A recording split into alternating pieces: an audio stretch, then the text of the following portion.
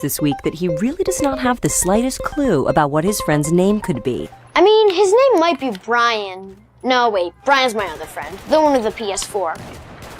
Yeah, if I'm being totally honest, there's no way I can tell you his name.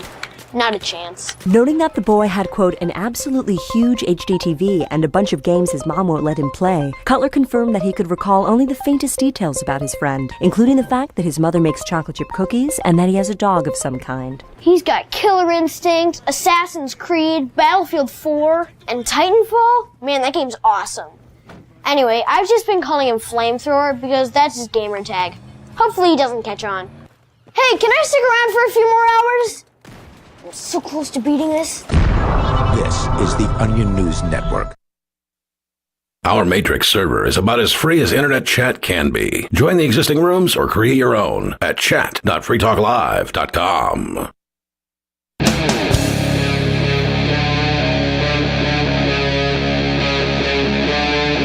Free Talk Live. Welcome to Liberty Conspiracy on Free Talk Live. I'm Gardner Goldsmith, the creator of the Liberty Conspiracy, and you can listen to Liberty Conspiracy or watch it every Monday through Friday at 6 p.m. Eastern Time on Rockfin, Rumble, my X/Twitter, which is at Gard Goldsmith, and now we're on YouTube. So check us out live Monday through Friday at 6 o'clock, and of course the videos are posted at those video sharing sites after the fact as well.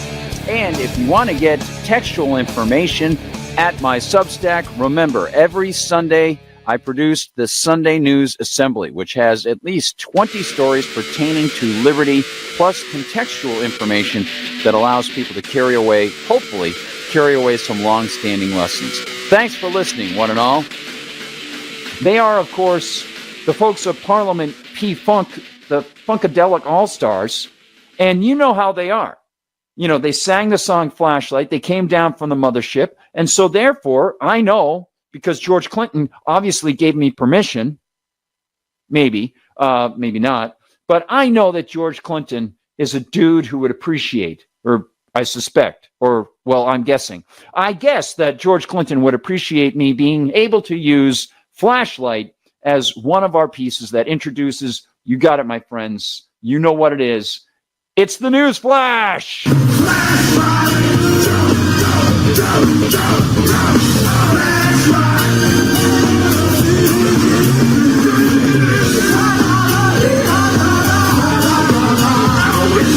Our babies, our women, our elders attacked and killed by the American weapons.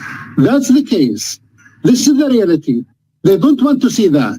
And in the same time, they say we are leading country when it comes to human rights and rule of law. Historians would say, why is it okay for Reagan to do it and not President Biden? But let me ask you about why is it okay? Deal. Well, can I say this? Why is it okay for America to drop 2 nuclear bombs on Hiroshima and Nagasaki to end their existential threat war? Why was it okay for us to do that? I thought it was okay. To Israel, do Senator, whatever you have to do to survive as a Jewish state. Senator, again, military officials say whatever the technology has changed. But let me ask you about how these military officials that you're talking about let me ask you something. Full of crap.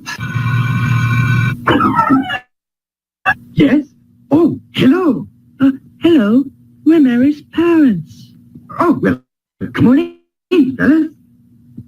Hold it a second. Mary's parents burned to death last year. Wait a minute.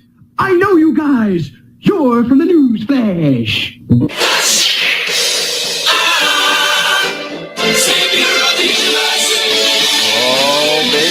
What is on tap for the News Flash this evening, my friends? For our first story, I think it's probably pretty darn worthwhile to start talking about getting appropriate themes for just a quick flash. Something light but not light. Something that goes back to the history of the United States, of the founding fathers, of the concept of decentralization and the concept of private property.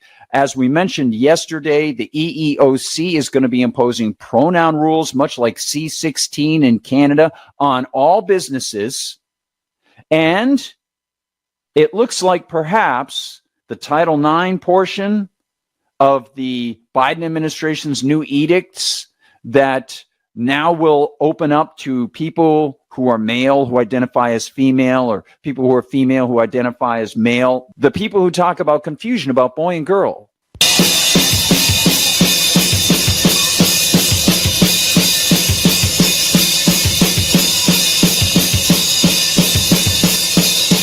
Are you a boy, girl, or are you a girl, boy? Are you a joy bag, or are you a killjoy? Either your sex is in this world or not. Either your father or mother's on top. Are you a girl, boy, or are you a mom, pop?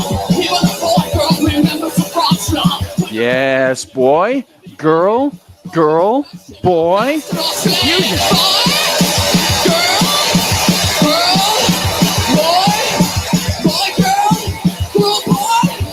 It's me.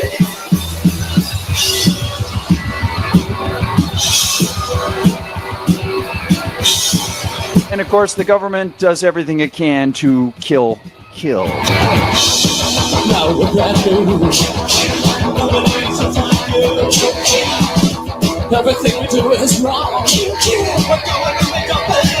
All right, my friends. Now let's get to this story. This is a pretty quick story, but I'll go right to it. Here we go.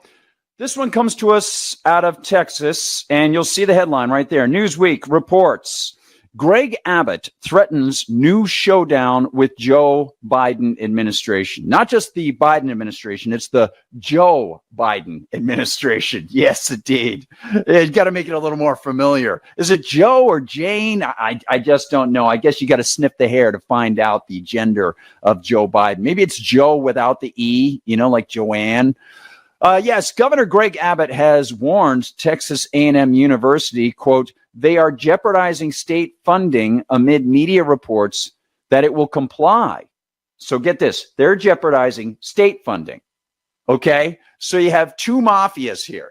You've got the Texas A&M University getting money from the feds and Texas A&M University getting money from the state. Now Greg Abbott, this great greaser, this gear greaser for Texas A&M is saying, well, you're not going to get what we give you if you comply with the feds. And the feds are saying, well, you're not going to get what we give you if you don't comply with us feds. Yes. Oh, wonderful. Wonderful. Governor Greg Abbott has warned Texas A&M University they are jeopardizing state funding amid media reports that the university will comply. How about just the word comply with a Biden administration update to Title IX of course, the additional additions to the additional 1964 so-called Civil Rights Act, which extends legislation to ban discrimination over gender identity. So that is quite a mouthful there, if you want to look at it. That's quite a mealy-mouthed first paragraph. It's the new revisions to Title IX extend over gender identity. And they have been done by the Biden administration through, of course, executive order, because the enforcement of Title IX and the handout of the money, once the Congress decides, hey, let's continue to add up the debt and accumulate even more debt, every 100 days, approximately another $500 billion. No, it's $1 trillion every half year. That's right. It's going to be $2 trillion a year. So how about this? They're handing out the money, and now they're saying, well, since we hand out the money that Congress allocated in this debt-ridden mishmash of so-called federalism, we're going to, again, continue breaching federalism and tell those people who are receiving the money they must comply to Title IX. Again, that's why I bring up unconstitutional conditions. We've talked about it in the past, and they found against Hillsdale College in the Supreme Court. They found against Grove City College in the Supreme Court. So universities respond in this way based on the precedent in the courts. However, as I said, when it came to unconstitutional conditions regarding the Cabrini Green case out of Illinois with the Section 8 housing, they found in the other direction, saying, no, the U.S. government can't tell people that they have to open their doors to no-knock raids for searches for drugs. So how this all will pan out in the end, I think It depends on the makeup of the Supreme Court, and of course, that's quite fickle. So here's a little bit more. On April 1st, the Biden administration announced it was updating Title IX, part of a 1972 amendment to the 1965 Higher Education Act, which, again, is predicated off of the 1964 Civil Rights Act, which bans any educational body receiving federal funding from discriminating based on sex. The new changes, which are scheduled to take effect on August 1st, extend this to cover discrimination over gender identity in a bid to protect so-called transgender students, and removes a Trump-era edit giving more rights to students accused of sexual misconduct. Okay, so how about they actually go with the concept of federalism and they stop handing out money, right? That would be really good. But they're not going to stop handing out money, and they're going to attach all these riders to things. So this is a pretty big deal. And of course, Greg Abbott has developed into a significant thorn in President Biden's side, according to Newsweek. On Monday, Abbott shared an article on X, formerly Twitter, from local radio network KTRH, which, citing news website Texas Scorecard, claimed Texas A&M is planning to implement Joe Biden's radical Title IX rewrite this summer. Abbott said, woke Texas A&M to implement Biden's controversial Title IX rewrite. If they act contrary to state policy, they are jeopardizing state funding, including money from the PUF fund. Bowing to the leftist agenda will reap consequences. Newsweek contacted Texas A&M University and Governor Abbott's office for comment at around 2:30 a.m. Eastern Time on Tuesday. 2:30 a.m.? This article will be updated if either decides to comment. What? I thought that's ridiculous. Okay. In a statement sent to WTAW radio after receiving Abbott's letter, Texas A&M University said it, quote, complies with all federal and state laws and regulations, as well as Texas A&M system policy. Well, I think if you believe in freedom, there are a lot of problems right there. So how about we stop government telling people how they have to run their operations, stop government telling people how things are going to be fair, and let people decide with whom they want to associate. Get government out of funding all education. Stop using excuses that, well, students need an opportunity to learn. Then somehow that makes it okay to take your neighbor's money and give it to people that way? I don't think so. How about all of that stop? That would be really, really awesome. Now, while we're at it, let's talk about, oh man, you're going to enjoy this one. Let's talk a little bit about heat, because our next story is about the double standards of Joe Biden, and it ties into, yes, you got it, my friends. We need a theme for this one: climate change. Me mind on fire, me soul on fire, feeling hot, hot, hot. All the people all around me feeling hot, hot, hot. What to do on a night like this? It's sweet, I can't resist. We need a happy song. Oh, man. Can't go wrong with that good salsa beat. Good stuff from Buster Poindexter, otherwise known as David Johansen. All right. I love the New York Dolls, and I love Buster Poindexter's solo stuff as well. And great, great stuff. Like I said, he's got a very strong Louis Prima sound going on that. And so I want to turn to my first text side of this.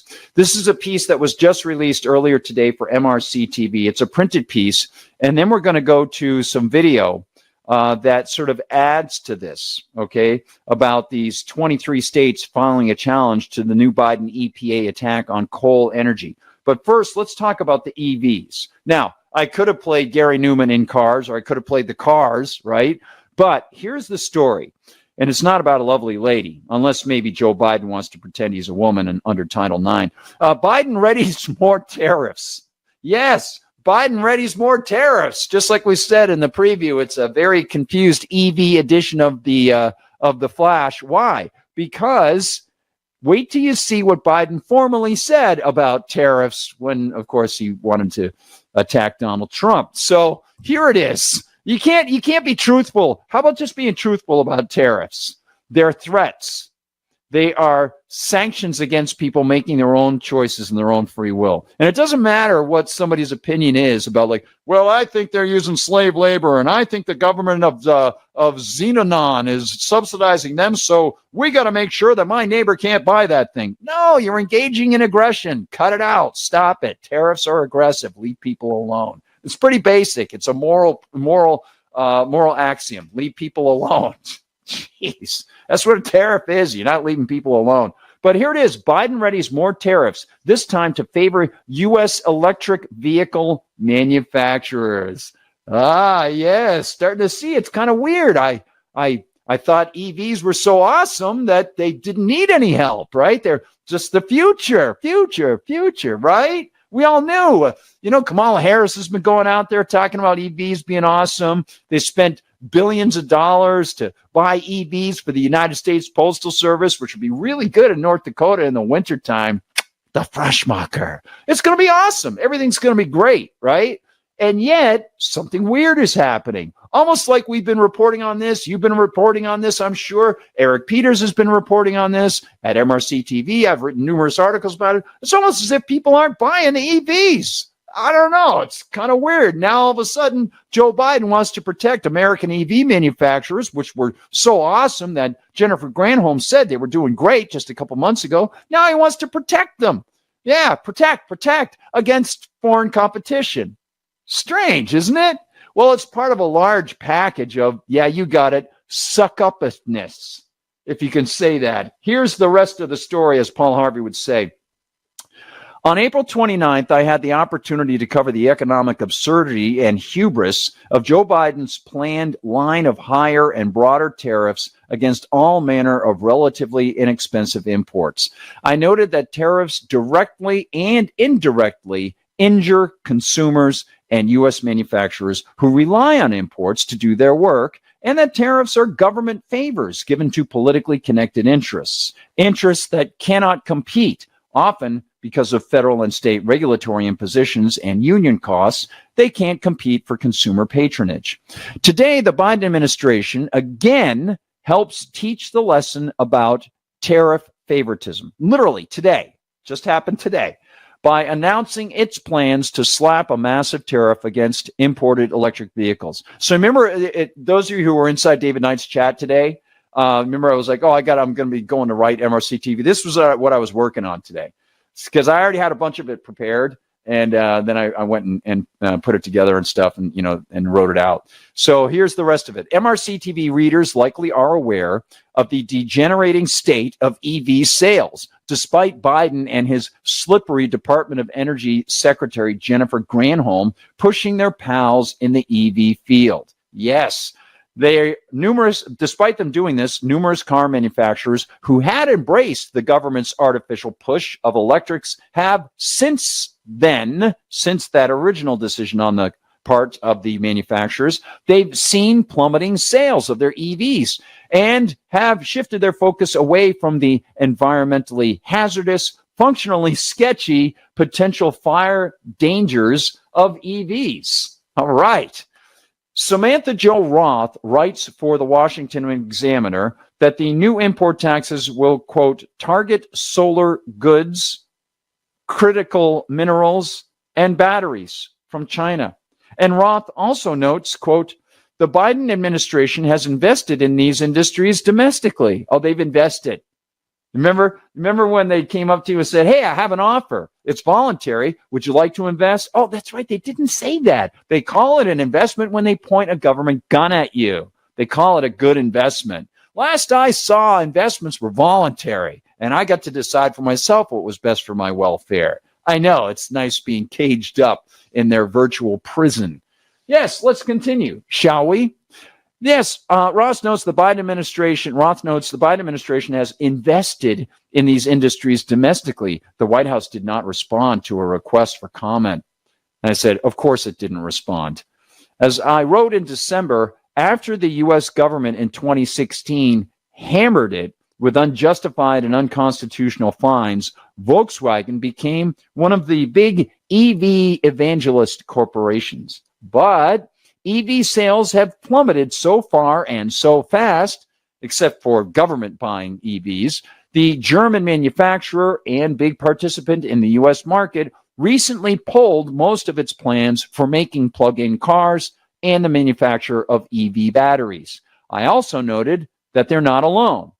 This is from my piece back in December. Quote, from Ford dropping the price of its F-150 Lightning in July because so many were sitting on sales lots where the trucks have to be fed power to keep the batteries viable, to the corporation later announcing a long-term delay in what had been a planned $12 billion investment in making more EVs, to GM dropping its plan to start another EV pickup plant, and Toyota sounding alarms and dropping big EV plans. Early and consistent critics of this anti-market, anti-freedom move by the feds to steer automakers towards expensive, unreliable, heavy, fire-prone EVs and away from fulfilling consumer demand for efficient, low-priced, well-built vehicles that run on inexpensive, plentiful, portable, storable gas and diesel, well, they've been proven right.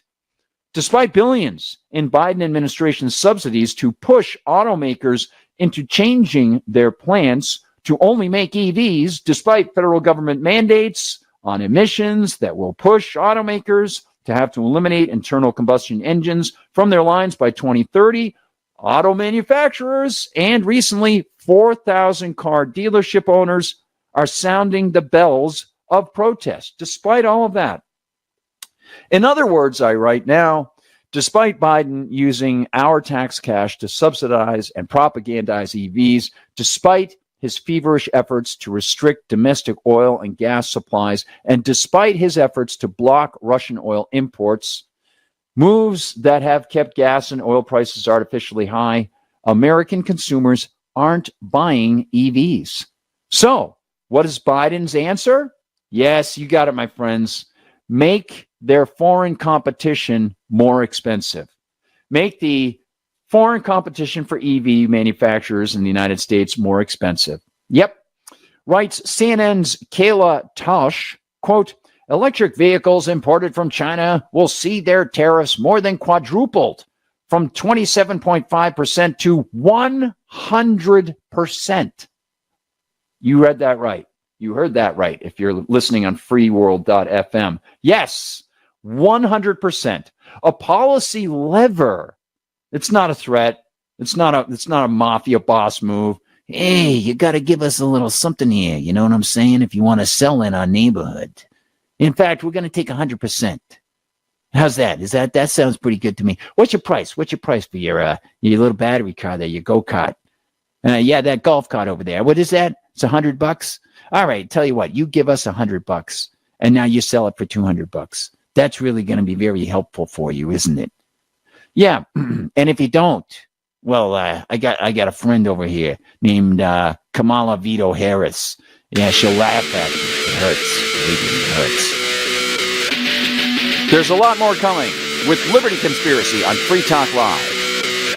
This hour of Free Talk Live is brought to you by Dash Digital Cash. Dash is the cryptocurrency designed to be used for spending. In addition to being one of the world's first cryptocurrencies, Dash was the first crypto project to have a decentralized autonomous organization that to this day continues to improve and promote Dash. Every month, 10% of the mining rewards go into a treasury. Anyone with one Dash to spend can put forward a proposal to the Dash masternodes. The masternodes vet the proposals and decide which ones move forward and are funded by that treasury. Nowadays, DAOs are plentiful, but Dash paved the way by doing it first, nearly a decade ago. Dash is one of the oldest cryptocurrencies and is widely available on exchanges, including the decentralized Maya protocol, and in multi-crypto wallets. It's easy to get and use Dash. Start by learning more at dash.org. Thanks to the Dash DAO for sending us 32 Dash per month to promote Dash on the air. Visit dash.org to learn about Dash. Dash.org.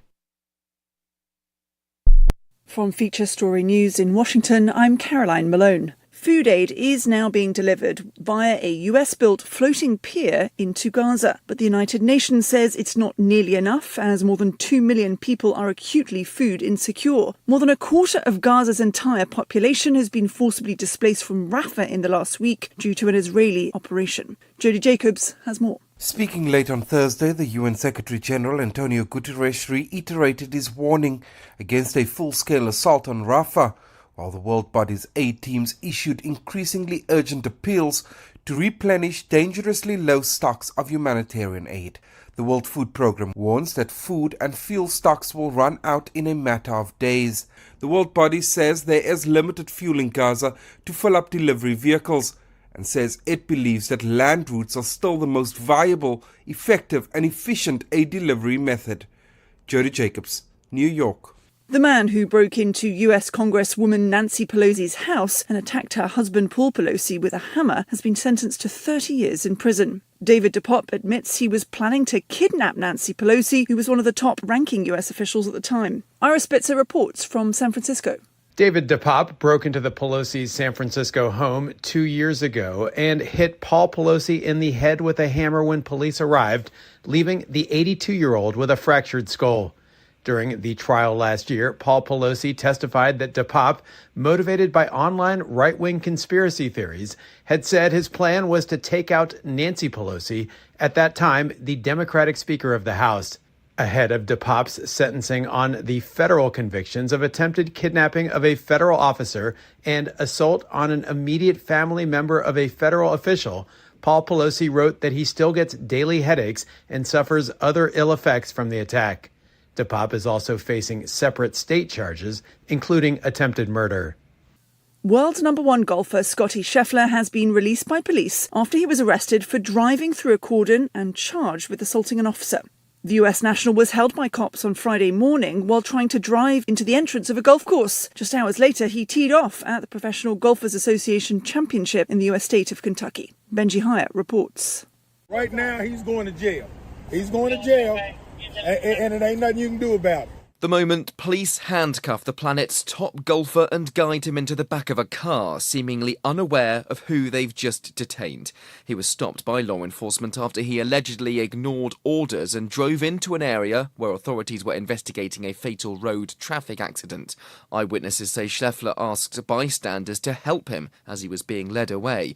In a statement on Instagram, the professional golfer claimed it was all, quote, a big misunderstanding and that he never intended to disregard any instructions. You can stick it to the man and big tech. Join our FTL social mastodon at social.freetalklive.com.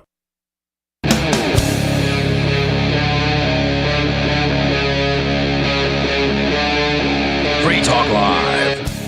Thank you for listening to Liberty Conspiracy on Free Talk Live. And remember, you can watch us every Monday through Friday at 6 p.m. at Rockfin, Rumble, now YouTube, and my Twitter/X, which is at Guard Goldsmith. And do remember, you can visit my Substack anytime for even more liberty-oriented news. So, electric vehicles imported from China will see their tariffs more than quadrupled from 27.5% to 100%, a policy lever meant to challenge Beijing's practice of encouraging aggressively low pricing by domestic EV manufacturers while leaving a 40% tariff on U.S. car imports. Okay, so what is the Biden administration doing here? They're trying to call out China for doing exactly what the Biden administration is doing with American EV manufacturers. China is subsidizing their Chinese EV manufacturing. And, by the way, this also imposes a tariff on Chinese solar panels. Why? That's right. As I mentioned last night, and I mentioned numerous times for MRC TV, Chinese solar panels pretty much dominate the world market because they're made with inexpensive coal-based energy. So the energy that would be required if a plant were going to start in the United States would be much more expensive. So it's cheaper, literally cheaper, to buy them imported, shipped all the way from China than it is to try to use American-based energy to build the solar panels. And then that doesn't even get into the different minerals that are required for the solar panels and all that stuff and how long they last. Now you have to keep them up and things like that. It's a little complicated. Hey, like you need me to say that. I don't even know that much about it. I see one of the Russian cats is here. As Sammy Davis would say, hey, cat, good to see you, man. All right. I wish they could co-host. That'd be awesome. I'll keep my eye out for you, man. You know what I'm saying? Yeah. Okay. Dig, baby. Yeah. Now, where's Mr. Tambourine Man? I don't even know, man. Okay. He's out sipping a martini, man, with Dino. Sammy, he was funny. All right. So I said here, I think it's amazing. So I'm going to go back to this quote here, okay? Blow this up a little bit more so you can see it. Take a picture next to it. It's just incredibly memorable. Wait till Ben Shapiro's picture pops back up on the MRC thing. I'm sure that'll be just fun. Anyway, electric vehicles imported from China will see their tariffs more than quadrupled. EV manufacturers, hey, buddy, EV manufacturers and so on and so forth. So they say Chinese manufacturer BYD's Seagull electric vehicle retails for roughly $10,000, a fraction of what rival American products cost. So you could, if you were interested in doing it, get an EV right now from China for $10,000 starting, rather than $50,000, $60,000, $70,000, $100,000, right? Now, I wouldn't park it anywhere close to my house. Insurance is going to be pretty crazy on that, but I wouldn't want to drive it very far. Yeah, basically, I wouldn't want to get one, but you could get one for 10 grand if you wanted to. Oh, but no, you can't. You're not going to be able to do that now. No, because now it's going to cost, yeah, that's right, $20,000. And the government's going to take 10 grand of that. I wonder what people are going to do. I wonder if they might be attracted to, maybe buying the American alternative now because the price of this is just about that high, right? Yeah. And again, this goes towards the government trying to block foreign labor, any of the products. They say, oh, well, if we block foreign labor, as I mentioned, Mark Krikorian said this many, many years ago, if we block foreign labor, then that will inspire businesses to have to develop technology, and that'll be good. I mean, that's because they have limited resources now, much more limited than in the past, because we're blocking the labor. That will inspire them to be creative and come up with new technological breakthroughs. The point is that the people who were formerly using human labor didn't need to include that in their price schedules, in their expenses. They didn't need to have to invest in some new development. Like I said in an article I wrote many years ago for I think it was the Mises Institute, it might have been FEE. I said, if that's the case, then why don't you tear the wheels off everybody's farm wagon and require them never to use wheels again? And they would have to invest in hovercraft.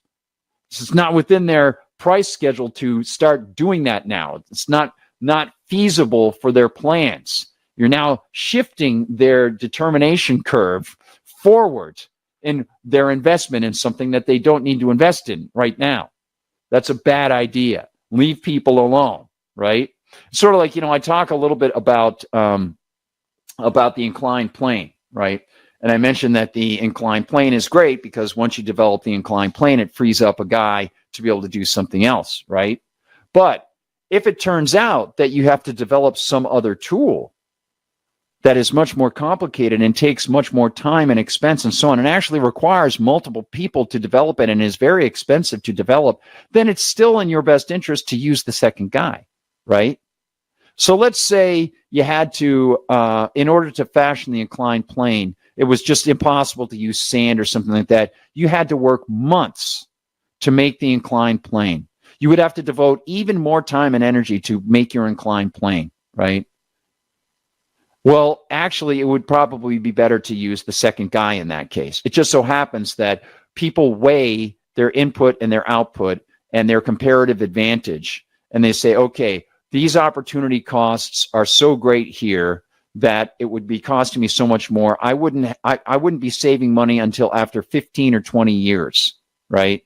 This is essentially what they're trying to do with tariffs and what they try to do all the time by blocking foreign labor or foreign goods or anything like that. They come up with excuses to say, oh, no, this will be good. It'll be really good. And I'll talk about this a little bit more. If you saw Redacted today, this is exactly the kind of argument that many of the WEF pushers of technology and robotics are saying. Oh yeah, it's really good if we decrease the supply of workers, which of course will increase costs for the employees in America or any other country. Then that will incentivize people to turn towards technology. But this is a time when they don't have to turn to the technology and invest all that extra money in it. You're making a decision for somebody else that you've got to do that. This is essentially what they're doing with the tariff, except in this case, Biden is doing it because he wants to play favors with American manufacturers. And if they come up with some argument from people to say, well, look, you're costing me $10,000. No, this is good. This is an investment in American technology. So it's good that you don't have that Chinese option, that you don't get to save that $10,000, that you have to put the upfront costs right up front to get this thing now at $20,000 or buy an American product, right? We'll go into a little bit more about that comparative advantage thing tomorrow night, actually, on the program. There was a very good piece on Redacted about this. I'm not going to go into it tonight. I want to let that sort of sit because the Redacted people did a great job on it. But we'll talk about it in the future. I want to get back to this piece about the EVs, however. I said, you read that right. Aggressive. I'll go back to this. They said that electric vehicles imported from China will see their tariffs more than quadrupled from 27.5% to 100%, a policy lever meant to challenge Beijing's practice of encouraging aggressively low pricing. Now, if you're in an economics class, that just sets off alarm bells. So I wrote, you read that right, aggressively low pricing. See, again, push forward people's need to invest in something they wouldn't need to have bought. Otherwise, I said, aggressively low pricing. Offering something for sale is not an aggressive act. Imposing a tax is an aggressive act. Only in the bent mentality of politicians, in the brains of those seeking government favors, in the minds of corporate heads who know that someone offering something for less might attract free-minded consumers to buy the less expensive item, only in those twisted minds is the act of free trade and consumer choice seen as aggressive. In other words, if you operate a lemonade stand down the street from an established lemonade stand and you can sell for less, the thug who moves beside your stand and orders people to pay him a, quote, tariff in order to get your drink is the good guy rather than the bully. You are aggressive by offering something to someone. I said, that is the perverse upside-down world of political coercion and favoritism, and we all pay. Yep. Tausch also notes, quote, the increases will apply to imported steel and aluminum.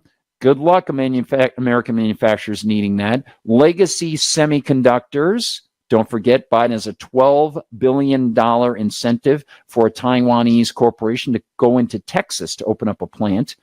Legacy semiconductors, electric vehicles, battery components, critical minerals, solar cells, cranes, and medical products.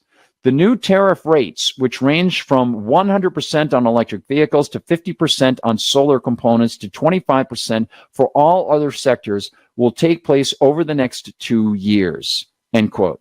As economists and American manufacturers who use foreign goods know, and they know this very well, this will harm consumers and see the government eating their tax money when that money could stay in the hands of Americans and be invested in new businesses rather than the favored businesses that Biden adores.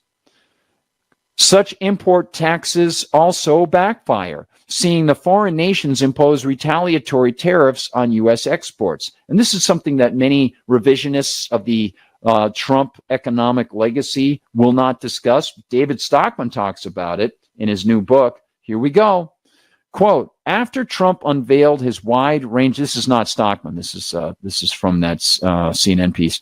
After Trump unveiled his wide-ranging tariff policy, China slapped tariffs on $101.4 billion worth of U.S. exports.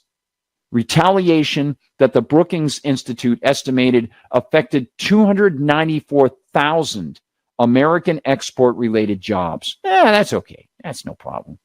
The Constitution, I said, allows the feds to impose tariffs, but that doesn't mean that they are moral or economically beneficial. They increase costs for consumers, decrease productivity, and siphon away capital that consumers could spend on new American endeavors. As I wrote in November last year, quote, after 16 years of a good leaving alone, the Trump administration in 2017 resurrected Section 201. You might recall, I went through this last week, same thing, Section 201 of the 1974 Trade Act to investigate the too low prices of foreign-made dishwashers, washing machines, and solar cells. Then, after expression of their artificial concern and promotion of said concern to special constituencies in Ohio, South Carolina, and Tennessee, where the bulk of U.S.-made dishwashers and washing machines are manufactured, Trump took action. American consumers who wanted the freedom to buy less expensive washing machines and solar cells so they could have money left over and invest in or spend that money on other items, well, they were not part of Trump's calculus. They never are when politicians cater to special interests like Biden is doing now. Thus, the U.S. in January of 2018, the U.S. imposed a massive tariff of between 30 and 50% on the above-mentioned products, a tariff barrier that added to consumer burdens and soon was recognized as economic poison. The White House added to the problem in March of that year by imposing a 25% tariff on imported steel and a 10% tariff on imported aluminum from every nation except Mexico and Canada. And as a result, cumulative federal import taxes on Chinese goods soon rose to cost U.S. consumers $50 billion each year, eventually bleeding $123 billion out of consumer pockets by the time Biden took over. I said, and now the Biden bully on the block is ready to help his desperate EV-making friends by imposing a charge on imported electric vehicles as he also increases prices for steel, computer chips, and more. Those of us who know about the government push of the EVs might not be too broken up about a tariff on imported versions of the unpopular cars, but the news about that import tax and the others Biden is announcing help students of economics and ethics see the favoritism at the heart of the policy. So there you go. That's my new one. I realize I have some things I'm going to have to talk to the editor. Got to take out a couple like typos and syntactical changes and things like that. Yeah, it is just ridiculous. And I've got something to play for you that I think you might find amusing because a reporter asked Karine Jean-Pierre, otherwise known as Cringe Jean-Pierre, about this. Let's hear what Cringe Jean-Pierre had to say, because Biden, strangely, I know it's hard to believe, Biden strangely had a different position about tariffs when Donald Trump was imposing his tariffs when he was president. Here's Karine Jean-Pierre answering, wink, wink, the question. In July of 2019, then candidate Biden said that tariffs on China are abusive policy. Has the president changed his mind and now believes tariffs work? So look, I'm going to be really mindful. I'm going to let in due order. You'll hear directly from the president, directly from us. So don't want to get ahead of that. I see. So you're not going to answer the question. You're going to refer to a future date when someone else like Biden won't answer the question. That's awesome. Yes, Cringe. Really appreciate that. That's awesome stuff. Let's check in with Rockman and Rumble chat right now and see what's happening. Hey, thank you for the contribution. We got a contribution from Carlos Rex. Hey, thanks, Carlos. You set me on fire, my friend. I appreciate that. Very good. All the way to Russia, Mother Russia. I hope you don't mind the international charges to that $5 contribution as it gets transferred into rubles. Very good. And Jason, thanks so much. By the way, I wanted to play for you. I found a really good video and I tweeted about it on Sunday. I might do this tomorrow night. There's, I think her name is Redhead in Russia. And she went through a lot of the things that people experience because of the sanctions that are against the Russian people doing business with foreigners and other nations, against the Russian government and so on. And she went through the grocery stores. She went through the money changing and stuff like that. It's a really good 20-minute video, and I might play some extended cuts from that. Maybe not tomorrow night, but the night after that. Oh, and by the way, Carla of the Free State Project was going to be with us tonight, but she contacted me, I think it was last night after I did the show, and she said, might have been this morning. She said, I can't make it because she has something else going on. So that's okay. It's she's going to join us probably Thursday, as they would say in Police Squad. How many fingers am I holding up? Thursday. Yeah. All right. So I wanted to mention that as well, also because I know Carla is doing great work, and it is coming very close to the anniversary of her victory in court for filming the police. And that was a big, big precedent. So we'll talk about that. I also want to say hi to everybody inside Rumble Land. Good to see you all there. Absolutely. CJP, our tariff queen. Cringe Jean-Pierre. I like it. Oh, man. And, it's incredible to think about how much they have taken from the pockets of people and all those opportunities that have been lost, making their decisions for other people, the hubris and arrogance of it. And of course, the conceit is all part of the idea of government. And it's this sort of soft transference of conceit and saying that I'm voting when most of the time people are voting to set off politicians to go run rampant like bulls in a china shop to crush other people's lives and take their money.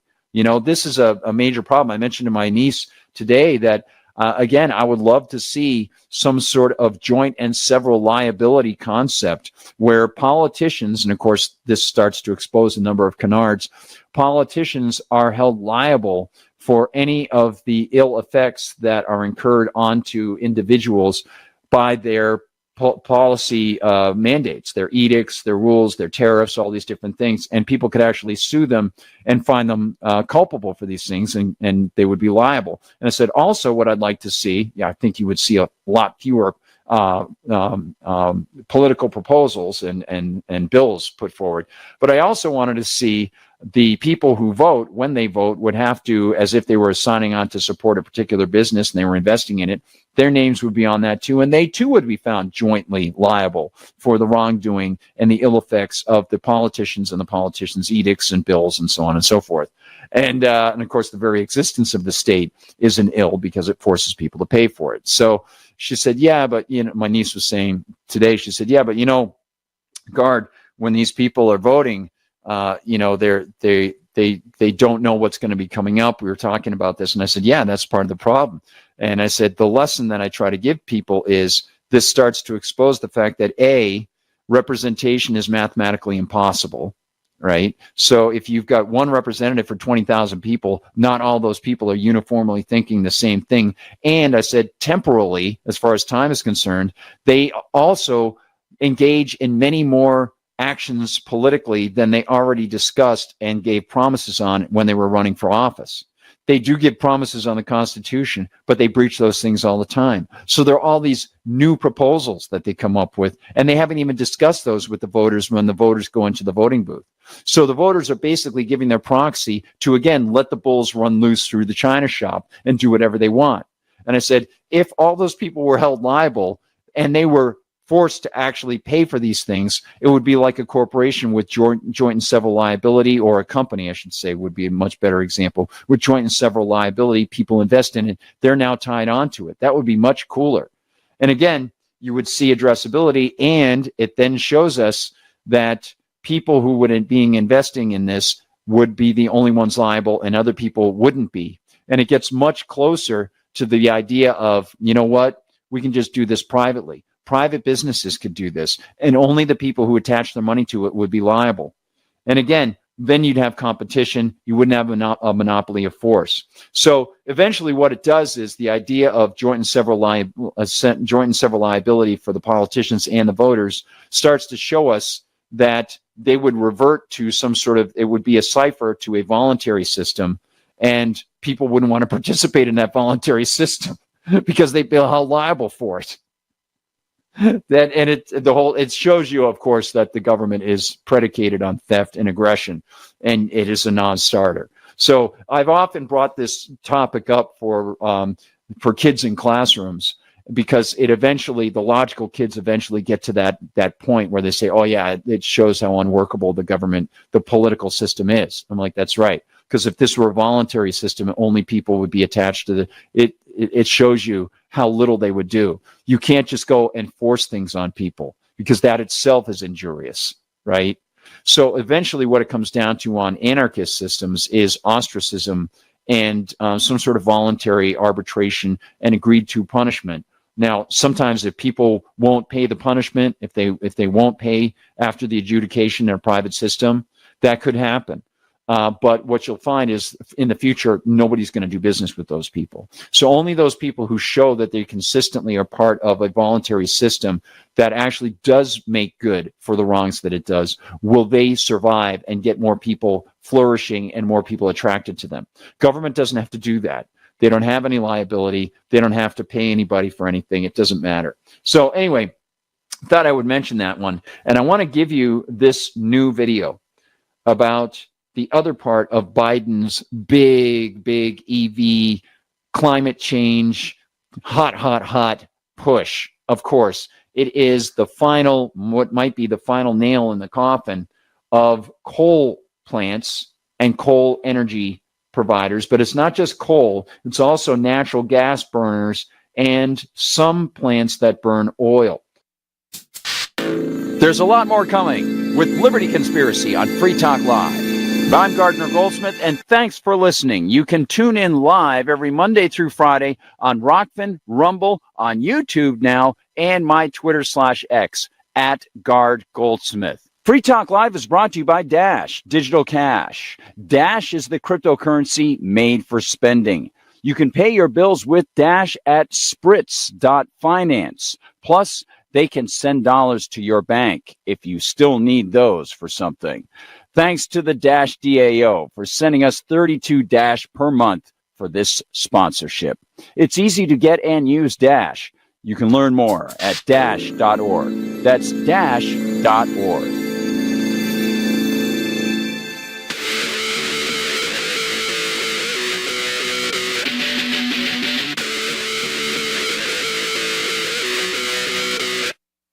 On Free Talk Live, we're bringing people to the ideas of liberty every day. From wrestling superstars like Glenn Jacobs. You guys really are having an impact, I believe. Like I said, a lot of where I am now is due to listening to Free Talk Live. You changed my mind on some very important issues years ago. To random people tuning in on the radio. I was kind of stuck in the left-right paradigm. I heard your show by chance on a Saturday night. From there, I went on, joined the Free State Project, and become an amplifier. So, I mean, that's really the reason why I amp is because I know that if it wasn't for you guys being on as many stations as you are, I never would have found the ideas of liberty. You can help more people hear the message of liberty by joining Free Talk Live's AMPS program on Patreon for as little as $5 a month. And you'll get access to special perks. Visit amps.freetalklive.com, amps.freetalklive.com. So you've signed the Shire Society Declaration and are planning your move to New Hampshire to be around more liberty-oriented people. Next, sign up for the Shire Society Forum at forum.shiresociety.com. There are a bunch of people there who are already in the Shire, and they want to meet you. If you're already in the Shire physically, you should also come by the forums. Remember, not everyone uses Facebook. New people are signing up for the Shire Society Forum every month, so drop in and say hello at forum.shiresociety.com. Tired of cancel culture? Sick of mega tech corporations holding an axe over your head? Join the LRN.FM Matrix chat server. It's self-hosted, so no one else can tell us what to do or say. Don't like the existing channels? You can make your own. You can even connect into some of our channels from other Matrix servers. It's federated. For the full LRN.FM Matrix experience, though, you should join our server via the step-by-step instructions at chat.lrn.fm. Chat.lrn.fm. The latest episode of Free Talk Live continues with Hour 2 up next after the news here at listen.freetalklive.com. From Feature Story News in Washington, I'm Caroline Malone. Food aid is now being delivered via a US-built floating pier into Gaza, but the United Nations says it's not nearly enough, as more than 2 million people are acutely food insecure. More than a quarter of Gaza's entire population has been forcibly displaced from Rafah in the last week due to an Israeli operation. Jody Jacobs has more. Speaking late on Thursday, the UN Secretary-General Antonio Guterres reiterated his warning against a full-scale assault on Rafah, while the world body's aid teams issued increasingly urgent appeals to replenish dangerously low stocks of humanitarian aid. The World Food Programme warns that food and fuel stocks will run out in a matter of days. The world body says there is limited fuel in Gaza to fill up delivery vehicles, and says it believes that land routes are still the most viable, effective and efficient aid delivery method. Jody Jacobs, New York. The man who broke into US Congresswoman Nancy Pelosi's house and attacked her husband Paul Pelosi with a hammer has been sentenced to 30 years in prison. David DePop admits he was planning to kidnap Nancy Pelosi, who was one of the top-ranking US officials at the time. Ira Spitzer reports from San Francisco. David DePop broke into the Pelosi's San Francisco home 2 years ago and hit Paul Pelosi in the head with a hammer when police arrived, leaving the 82-year-old with a fractured skull. During the trial last year, Paul Pelosi testified that DePop, motivated by online right-wing conspiracy theories, had said his plan was to take out Nancy Pelosi, at that time the Democratic Speaker of the House. Ahead of DePop's sentencing on the federal convictions of attempted kidnapping of a federal officer and assault on an immediate family member of a federal official, Paul Pelosi wrote that he still gets daily headaches and suffers other ill effects from the attack. DePop is also facing separate state charges, including attempted murder. Ira Spitzer, San Francisco. World number one golfer Scottie Scheffler has been released by police after he was arrested for driving through a cordon and charged with assaulting an officer. The US national was held by cops on Friday morning while trying to drive into the entrance of a golf course. Just hours later, he teed off at the Professional Golfers Association Championship in the US state of Kentucky. Benji Hyatt reports. Right now, he's going to jail. He's going to jail, and it ain't nothing you can do about it. The moment police handcuff the planet's top golfer and guide him into the back of a car, seemingly unaware of who they've just detained. He was stopped by law enforcement after he allegedly ignored orders and drove into an area where authorities were investigating a fatal road traffic accident. Eyewitnesses say Scheffler asked bystanders to help him as he was being led away. In a statement on Instagram, the professional golfer claimed it was all, quote, a big misunderstanding and that he never intended to disregard any instructions. From bureaus worldwide, this is FSN. With FSN Spotlight, I'm Simon Marks, looking in more detail today at the visit to Beijing by Russian President Vladimir Putin. He was there on Thursday for a meeting with Chinese President Xi Jinping at the Great Hall of the People in the Chinese capital. The two men signed a joint statement pledging a new era of cooperation between their two countries. At their last meeting back in February, they said there were no limits to what China and Russia could accomplish together. Sir David Omand, former head of Britain's intelligence gathering service GCHQ, is now a visiting professor at King's College London. We shouldn't forget that President Xi is the dominant figure and one needs the other more. So they have quite a lot in common. They've got a dislike of liberal democracy. They've got a dislike of what we bring, which is a respect for individual rights as against collective duties to the state. And they've got a dislike of what they see as the American-led, global world order. And they'd like to have their own world order. In their joint statement on Thursday, the two leaders agreed to work together on issues including Taiwan, North Korea and nuclear technology. This was Vladimir Putin's first trip outside Russia since being re-elected, and analysts say it sends a clear message about his determination to find common cause with China in an effort to challenge Western dominance. With FSN Spotlight, I'm Simon Marks. And the main news again. US food aid is getting into Gaza from a temporary pier. 30 years in prison for a man who broke into the house of top US Congressperson Nancy Pelosi and attacked her husband. And a top golfer has been arrested for assaulting a police officer. Scotty Scheffler claims there was a misunderstanding. There's more from us on X at Feature Story. And that's the latest from Feature Story News. Caroline Malone reporting. Good morning. Later this afternoon, I will be engaging in an extramarital affair. Of course, I will wish that I had never made the horrible mistake I'm about to spend several hours making, but sadly, I'm currently too blinded by greed and lust to care about or consider the consequences of my actions. The liaison I will be taking part in shortly with two poor deaf teenage runaways is in direct opposition to the values you elected me to uphold. I also wish to apologize to my wife, Linda, to my two beautiful children, Allison and Christopher. It hurts me more than you will ever know that this scandal will impact your life so terribly. I can only pray that the revelations you will soon hear concerning my fetishes, physical flexibility, and penis will not scar you to the point of dementia. Now, if you'll excuse me, I have to get to the hotel immediately, so I will not be taking questions. Thank you. This is the Onion News Network. Don't miss a moment of Free Talk Live. Get our archives daily via our podcast at feeds.freetalklive.com.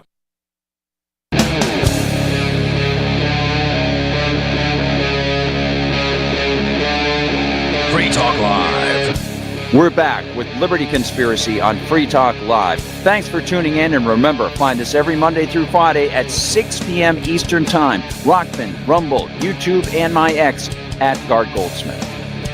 Let's give you this. This is a new video from MRC TV, and let me know what you think. On April 25th, EPA Administrator Michael S. Regan and his tax-fed tyrants at the Environmental Protection Agency released their final suite of standards, i.e. threats, targeting coal-based electricity generating plants. It's a cozy-sounding title for the mandates that will, in all likelihood, see Joe Biden make good, if you can call it that, on his years-old promise to shut down coal plants all across America, as he told us. In other words, it's a suite of standards that stands on the invalid assumptions, A, that somehow mankind is causing a catastrophic climate disaster, B, that carbon dioxide emissions are the cause of said so-called climate change, and C, that the feds have any constitutional power to foist these mandates on anyone. Let's soak in and share some key lessons here. Hi, everyone. I'm Gardner Goldsmith for MRC TV. Ah, yes, this suite of standards that will go into effect on July 8th. Well, of course, this is an attack, and it's an attack that just inspired 23 states to fight back with a challenge filed May 8th in the Washington, D.C. Federal Circuit Court of Appeals.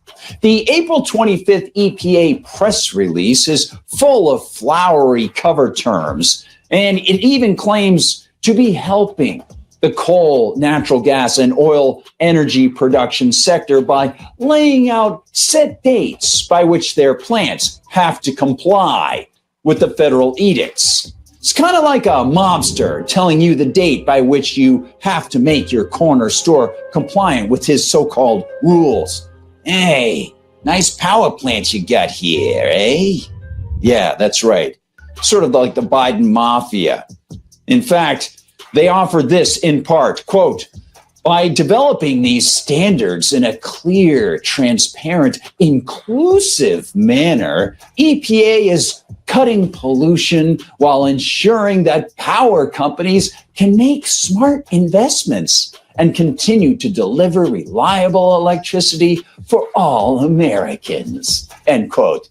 So one can see their self-congratulatory, we're helping everyone lingo and the sleight of hand in calling their government threats a form of help for the power companies. But what exactly do they mean by pollution? Well, part of their focus is mercury in fumes Mercury is a toxin, and if emission levels were high enough to cause harm, people could bring tort suits for injury if they were harmed. But the plants already have lowered emissions, and this is the federal government circumventing the old traditional legal standard of citing someone for hurting you and then, of course, taking that person to court. Instead, the government is applying even more strangling prohibitions on mercury emissions than already stand. In fact, as the Institute for Energy Research, IER, reported in 2023, when many of these EPA plans were announced, quote, most of the existing coal plants have already paid off their capital costs, but these regulations could make them pay for costly pollution control equipment, even though the U.S. has a remarkable record of clean air and clean burning energy, end quote. But the focus of the new edicts really isn't mercury. It's the climate cult's favorite misnamed boogeyman, carbon emissions, which actually means carbon dioxide. And CO2 is not a detriment to people. It also has not been proven to be driving up global temperatures, something on which I've written extensively for MRC TV. Moreover, the Biden administration attack on coal is a continuation of his dark work as vice president. Throughout the Obama years, MRC TV diligently worked to expose the federal government attack on coal as an energy source and its attack on the people who mine, ship, and burn the coal to provide cheap, reliable energy to millions of Americans. MRC TV's documentary Collateral Damage, Forgotten Casualties of the Left's War on Coal is a must-watch for people who care about the fates of those who already have been attacked by Obama and Biden. Of course, they were also attacked by the EPA and by numerous politicians who back the federal climate cult. As IER noted in 2023, quote, in 2007, coal supplied about half of all generation on the U.S. power grid. In 2022, that figure dropped to 20%, behind natural gas and renewables when combining the generation shares from hydroelectricity, wind, solar, geothermal, and biomass. This year, nuclear power is also expected to overtake coal, dropping coal's share to fourth place. Most projections, however, expect coal to occupy a small share of the market through 2030 and beyond, despite U.S. climate envoy John Kerry's declaration at climate talks in Glasgow in 2021 that by 2030 in the United States, we won't have coal. Analysts expect that challenges associated with bringing new power sources online will help keep some coal plants operating despite cost and climate considerations, end quote. And those challenges to new power sources are monumental, ranging from the problems associated with unreliable and resource-eating wind farms to environmentally disastrous, storm-vulnerable solar farms. By the way, the panels for those mainly come from China because the Chinese interests hit cheap energy from, yeah, you got it, coal plants. Indeed, what have Chinese interests been doing while Obama and Biden embarked on their quest to kill coal-based energy? Well, since 2022, they've built 6 times the number of coal plants than the rest of the world combined, with CNN reporting that over the course of 2022, the nation was approving an average of 2 coal plants per week. In a perfectly timed April 14th piece, CNBC reported that Chinese sources accounted for 2/3 of new global coal plant energy capacity in 2023. Biden and his EPA want to hobble what is left of U.S. coal exploration, recovery, and energy creation. And these new mandates pile on expenses for everything from mandating that coal, oil, and gas-fired plants control 90% of their carbon pollution. Again, that canard, that carbon dioxide, is a pollutant, to a, get this, 70% reduction in the emission standard for mercury from existing lignite-fired resources, to wastewater, to deposits of coal ash in the ground. Yes, these all are potential risks, but they can and constitutionally should be handled by private interests, private property, and tortious claims for personal damage. There are complicating factors here, such as state-run or multi-state-run energy grids or state-granted energy provision licenses, and even the fact that states grant monopolies to corporations to provide energy. They're all problems to consider when looking at how easily private parties can seek damages for emissions from such energy providers should the providers cause damage. But putting the federal government into a position of overseer means that we all fall under their control, that their pie-in-the-sky fascist plans to impose a green agenda on us will harm our wallets and the capacity of energy providers to do what the market actually wants. And of course, we can see already that these diktats put U.S. business interests at a disadvantage compared to nations such as China. Biden appears to be fulfilling a so-called pledge, but it's a dark pledge. And unless these 23 states can stop the EPA, yes, the EPA will continue to dismantle a sector of energy supply that, if Biden and the EPA would actually leave them alone, if Biden would abide by the Constitution and the Fed stayed out of it, well, these opportunities for us to get cheaper energy would be more widely available. The coal energy sector could grow and offer us cheap, plentiful power for centuries. Thanks for watching, everyone. Please like and subscribe. Please find us on Rumble where they don't. All right. Really appreciate what the MRC TV guys did there. And when they block people from being able to get cheaper energy, it's almost like blocking people from getting cheaper products from overseas. Yeah. It's aggressive. It's self-righteous, and it is utterly, utterly immoral. And like I said, those people who say that the United States operated fine on tariffs are, I think, unfortunately, tapping into a bit of a canard because, first of all, Alexander Hamilton and his cronies were very much in favor of the tariffs and the excise tax to be able to supply money to the central government. They, of course, played a lot of favors with Northern interests, and that led to the Civil War. And, when and I mentioned this before, when Thomas Jefferson said that the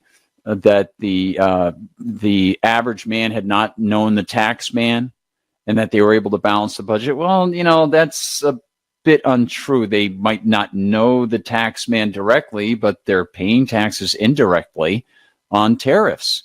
And they are a big political gimme. And it's just all rent seeking. They don't lead to positive economic outcomes because, of course, they're based on aggression. So this particular piece on the 23 states filing about the Biden EPA attack on coal energy plants, again, morally, I see no difference between the Biden administration working to block your ability to get cheaper energy and the people who want to provide it to you, from the Biden administration blocking people from engaging in free market commerce with other willing individuals. And again, hiring people they want to hire, whether those people move to our soil, your soil, or whatever, your soil and your house, your business, whatever, or whether they're selling the product and it's being shipped in on a boat or something like that. Again, the moral prerogative should be my neighbor's, and I'm not here to decide for him or her. And I think it's extremely important to keep those things in mind. And again, that's the moral, ethical side of it. The consequential side of it is that economically it's utterly destructive, and it just games the system for less efficient competitors that, for example, you see here. And don't forget, the canards that they put out there about solar panels and wind farms being this or that, they're usually pumped up by some other energy source. So, for example, I want to turn to the Rockfin chat because Jason Barker put in some, I think, very, very key information inside the Rockfin chat. So I want to scroll back up here. Jason brought this up, and yeah, let me see. Just going to go back here. So he says that's the big lie. They lumped in existing technologies into renewables, in quotes, to make it appear as if solar and wind were doing more than they were. Biomass is still burning stuff, but it was classified as renewable. Absolutely right. To fluff solar and wind numbers, which are less than 15% of the input and only so at their peak. Absolutely right. Absolutely right. And he says, anyway, there's a lot more. He says, I have a great story I shared with David Knight, I believe, about Fort Drum and their biomass plan, which shut down a decade early. And he says, we have had geothermal and hydro for decades, and they act like those are some new green energy accomplishment. Yeah, a friend of mine lived in Ohio, Defiance, Ohio. Actually, his business was in Defiance, Ohio. He just lived outside of Defiance. He had geothermal down there, and 6 feet down, the temperature stays relatively a certain temperature, and so they were able to circulate that, especially for the lower levels of their house, and reduce their need for cool energy to cool the house in the summer or energy to heat the house in the winter. It wasn't everything, but it was helpful. It was helpful for them.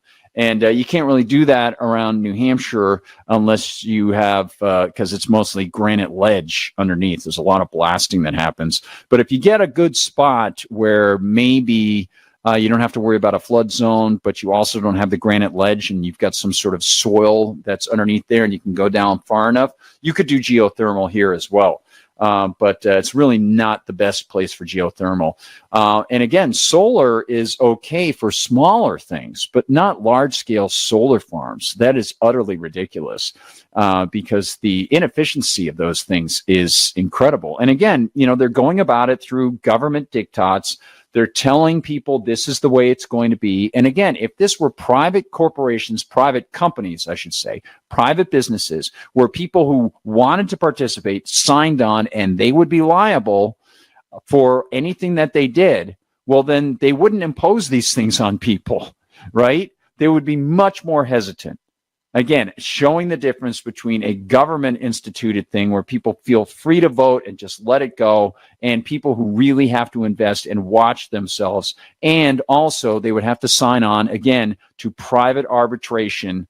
And if they weren't part of a private arbitration system, most people wouldn't want to deal with them, right? And if they had signed on to a private arbitration system and that system were proven to have been corrupt, all of them would be shunned over time. Just like a monetary system. If you had private banks issuing their own money with open stores where they could say, yes, we are not fractionally reserving this. We are 100% reserves. What we issue, we have, and you can redeem it at any particular time. Or we have this and we have assets, other hard assets in addition to our gold or silver or whatever.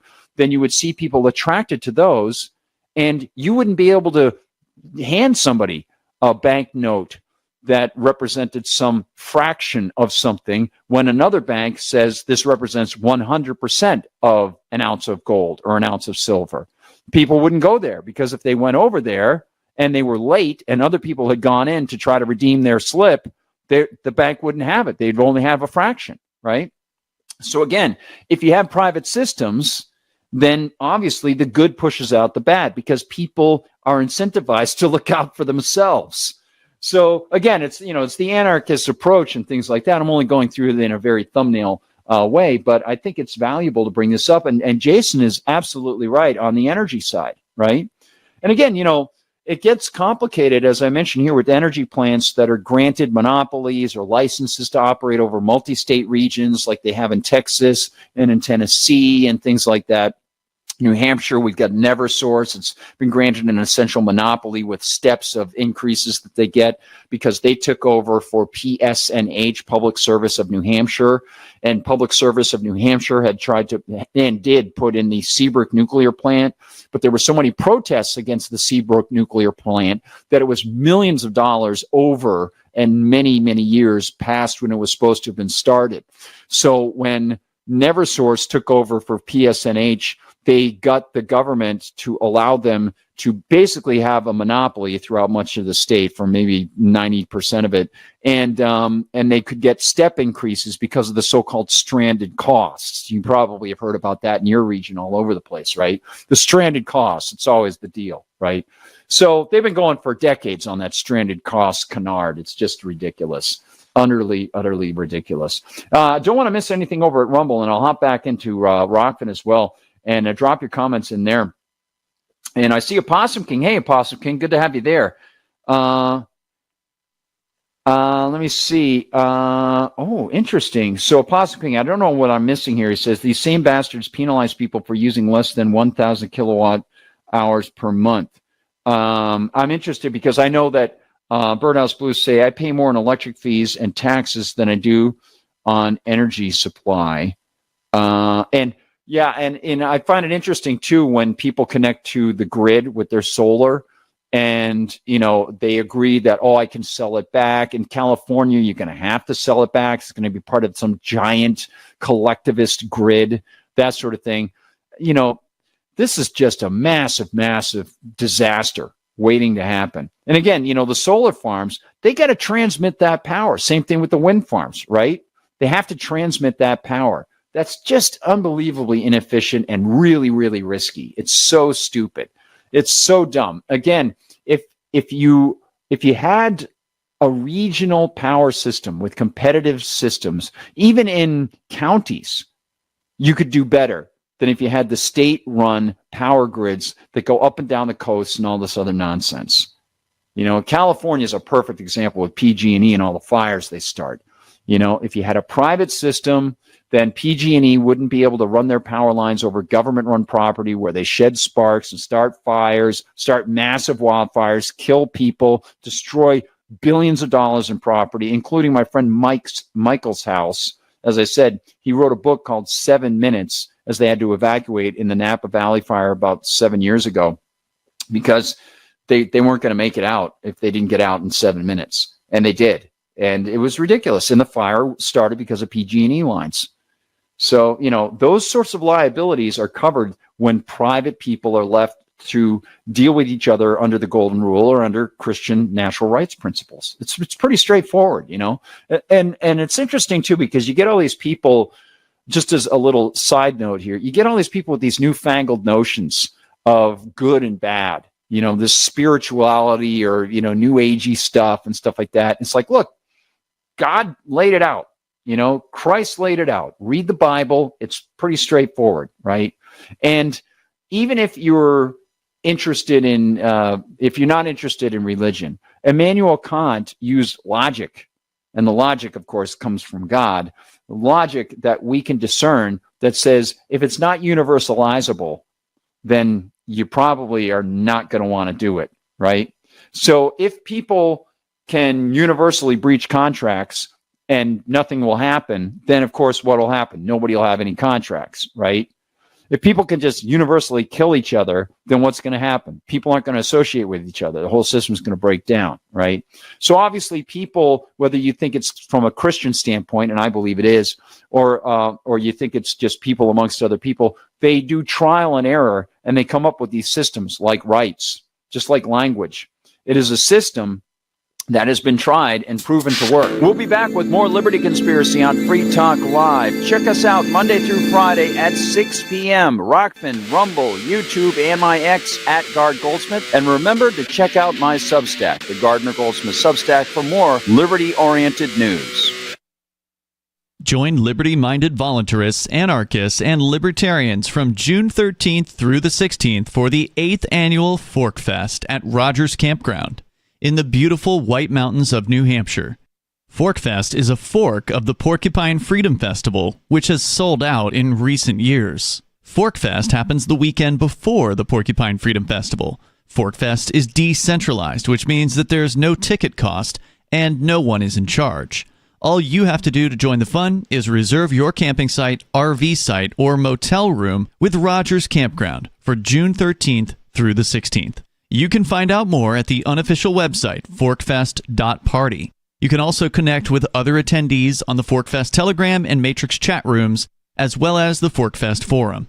You can find links to those at forkfest.party. We hope to see you there June 13th through the 16th. forkfest.party. From Feature Story News in Washington, I'm Caroline Malone. Food aid is now being delivered via a US-built floating pier into Gaza, but the United Nations says it's not nearly enough, as more than 2 million people are acutely food insecure. More than a quarter of Gaza's entire population has been forcibly displaced from Rafah in the last week due to an Israeli operation. Jodie Jacobs has more. Speaking late on Thursday, the UN Secretary-General Antonio Guterres reiterated his warning against a full-scale assault on Rafah, while the world body's aid teams issued increasingly urgent appeals to replenish dangerously low stocks of humanitarian aid. The World Food Programme warns that food and fuel stocks will run out in a matter of days. The world body says there is limited fuel in Gaza to fill up delivery vehicles, and says it believes that land routes are still the most viable, effective and efficient aid delivery method. Jodie Jacobs, New York. The man who broke into US Congresswoman Nancy Pelosi's house and attacked her husband Paul Pelosi with a hammer has been sentenced to 30 years in prison. David DePop admits he was planning to kidnap Nancy Pelosi, who was one of the top-ranking US officials at the time. Ira Spitzer reports from San Francisco. David DePop broke into the Pelosi's San Francisco home 2 years ago and hit Paul Pelosi in the head with a hammer when police arrived, leaving the 82-year-old with a fractured skull. During the trial last year, Paul Pelosi testified that DePop, motivated by online right-wing conspiracy theories, had said his plan was to take out Nancy Pelosi, at that time the Democratic Speaker of the House. Ahead of DePop's sentencing on the federal convictions of attempted kidnapping of a federal officer and assault on an immediate family member of a federal official, Paul Pelosi wrote that he still gets daily headaches and suffers other ill effects from the attack. DePop is also facing separate state charges, including attempted murder. World number one golfer Scottie Scheffler has been released by police after he was arrested for driving through a cordon and charged with assaulting an officer. The US national was held by cops on Friday morning while trying to drive into the entrance of a golf course. Just hours later, he teed off at the Professional Golfers Association Championship in the US state of Kentucky. Benji Hyatt reports. Right now, he's going to jail. He's going to jail, and it ain't nothing you can do about it. The moment police handcuff the planet's top golfer and guide him into the back of a car, seemingly unaware of who they've just detained. He was stopped by law enforcement after he allegedly ignored orders and drove into an area where authorities were investigating a fatal road traffic accident. Eyewitnesses say Scheffler asked bystanders to help him as he was being led away. In a statement on Instagram, the professional golfer claimed it was all, quote, a big misunderstanding and that he never intended to disregard any instructions. We're still not sure why you'd want to watch, but our video feed is streaming nightly for free at cam.freetalklive.com.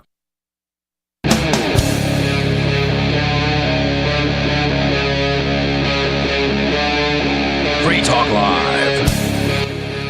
Welcome to Liberty Conspiracy on Free Talk Live. I'm Gardner Goldsmith, the creator of the Liberty Conspiracy, and you can listen to Liberty Conspiracy or watch it every Monday through Friday at 6 p.m. Eastern Time on Rockfin, Rumble, my X/Twitter, which is @GardGoldsmith, and now we're on YouTube, as long as they'll allow us to stay there. So check us out live Monday through Friday at 6 o'clock, and of course the videos are posted at those video sharing sites after the fact as well. And if you want to get textual information at my Substack, remember, every Sunday I produce the Sunday News Assembly, which has at least 20 stories pertaining to liberty, plus contextual information that allows people to hopefully carry away some long-standing lessons. Thanks for listening, one and all. Thanks again. I want to return to Rockfin chat real quick. Just make sure I catch up with everything there. Jason says they're also trying to shut down hydro to save the fish, which have no issues, which have had no issues forever. Yeah, that's also very true. Chris says, sorry, Guard, PG&E had zero to do with these fires. Real fires don't melt iron, which in fact, fence posts. Well, actually, Chris, I will disagree with you, because I literally was writing about not the most recent Napa fires, but one of the first set of Napa fires. I was watching the map of the land. So this is how I started to go into it. PG&E is well aware of this, by the way. They are aware of this, and they're not trying to blow smoke. They're not trying to cover up some, use of focused energy weapons or anything like that. I was already aware of how poorly, and I think many people are, how poorly the government entities handle their so-called property, right? And I was already aware of, when I drove out of Seattle, went through Snoqualmie Pass in 1996, and was getting my Mazda repaired in Bellevue, Washington. And the guy fixing the car at the Mazda dealership said, yeah, if you want to see, he was a pro-liberty guy too. He says, yeah, you want to see the difference between the government handling property and private property, just look on the north side of Snoqualmie Pass, and then look on the south side. The north side is owned by like Weyerhaeuser or whatever. And he says they selectively cut. They get rid of brush and things like that. They handle it because they have a long-term investment in it. On the south side, it's clear cut. They leave brush hanging. It's terrible. They get soil erosion. It's ridiculous because they rent it out, and these interests come in and they just take everything they can because they have no reason to husband the resources. So with that knowledge, when those fires started, I started to go in to see where those PG&E power lines were located. And sure enough, it was like, detective work. I did a lot of research on it. And the PG&E power lines are over government-run, either federal or California-based land. And they do that because they don't have to pay as much, as opposed to going over private land where they would have to take care of things. And of course, they would have greater liability. So the land already is not handled by the government. Then PG&E comes in, and just like we saw with Hawaii, where that you could see it on the video, the sparks that are shed by either touching or just the shedding of the sparks themselves from the lines causes fires. This also happened in Tennessee. Same thing happened in Tennessee just a couple years ago, more recently. And even with PG&E, they said, okay, in response to the last fires. So let me tell you this. So literally, I was on a California television news station on their website, and they had a live coverage of the fires, showing the fires as they were spreading and starting. Every one of the fires in that particular Napa fire was on government-run lands underneath PG&E power lines. So then after that, how did PG&E respond? Well, they kind of gave a mea culpa, where they said, yeah, we're going to have either rolling brownouts or rolling blackouts to try to reduce the risk of fire. So my friend's house was destroyed because of PG&E power lines going through an area of government-run lands in the Napa Valley. 100%. And he and his family only barely escaped. They had to leave their horses. Luckily, the horses survived because they didn't let the horses out of the corral. The guy, the horse vet, came over. He said, yeah, they've been singed, but they're going to be okay. He says, if you had actually let them out, they probably would have died because they get very confused. Luckily, this was a large enough corral. They were on dirt. And yes, it must have been really caustic on the fumes and things like that. And yes, they were singed. They had sparks that hit them and things like that, and embers. But if they had been released, they would have been running through the woods and been highly confused, and they would have gotten burned to death. So it's very interesting.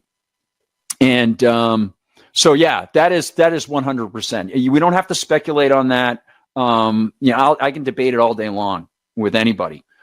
They weren't directed energy weapons in most cases. And if people want to say that there were directed energy weapons used in X, Y, or Z place because of some of the cars that were burned and so on and so forth, I understand the visuals that came from there. But those fires, especially the last two big Napa fires, they were started by PG&E, 100%.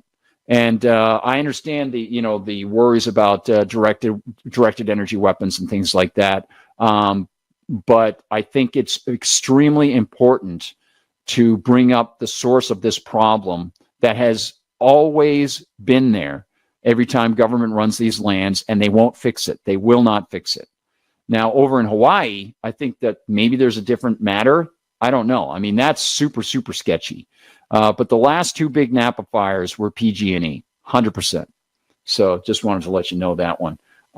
So yeah, and it's ridiculous. As I mentioned, my friend Michael was driving out, and they were going 70 miles an hour, and the embers were flying past them with the tailwinds, going faster than 70 miles an hour. That's how intense the fires were, right?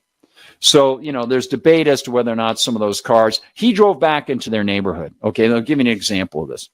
He drove back into the neighborhood afterwards, and the natural fires, this was not directed energy weapons or anything. I mean, he came from this area. The natural fires left those things utter husks. Okay, which reminds me, the footage, some of that terrible footage from these attacks on October 7th that the IDF put out there that said that the Hamas had done these terrible deeds. There's no possible way that I give you an example, and you might have seen some of this video. It was some of it's very, very elucidating. Richard Grove showed some of this on Sunday night on Grand Theft World, and there's a video that's been floating around. It's pretty good. Some speculation in it. I don't necessarily think that I could sign on to all of it, but again, I brought up some of this stuff. When you look at the weapons that those guys brought over from Hamas, and they were shooting video of themselves, they did not have the capacity to blow out as many buildings as they had, because they were carrying their weapons, and they were coming in on, hang gliders, right, or ultralights, right? So they had a limited amount of armaments that they could bring with them. When you're seeing entire buildings, like building after building after building, or entire lengths of cars, entire parking lots, just singed with bodies completely burned up. It's not directed energy weapons or anything like that. We're talking that's the IDF. So the IDF mixed footage that clearly of people who had been killed by Israeli, United States probably provided Apache helicopters and all sorts of other armaments that were used against the so-called Hamas. They used them, and they wiped out, I don't know what percentage of those original victims on October 7th. But when you're looking at those charred and burned bodies, there's no way Hamas could have done that. Not a chance. When you're looking at, building after building after building just completely blown out, I highly doubt that there were sufficient numbers of, let's say, shoulder-based missiles that those guys could have, grenades, grenade launches that they could have had to wipe out that many buildings. That had to have been done by the IDF. So it's amazing. Really, really bad. Let's see. Tom Cooper's in the chat now. I see Chris Miller says 10-7, the one and only time the Iron Dome failed. Give me a break. Yeah, and again, why that many hours for the IDF to respond, right? Well, 5-6 hours, and in this video, you might have seen the video. Richard, I'll play a segment of it tomorrow night. I've been sort of planning on it, but sort of spacing things out because this is other people's footage and stuff. And sometimes I play stuff right on the day, and I thought, okay, I'm going to put something together that'll sort of put all that together. But the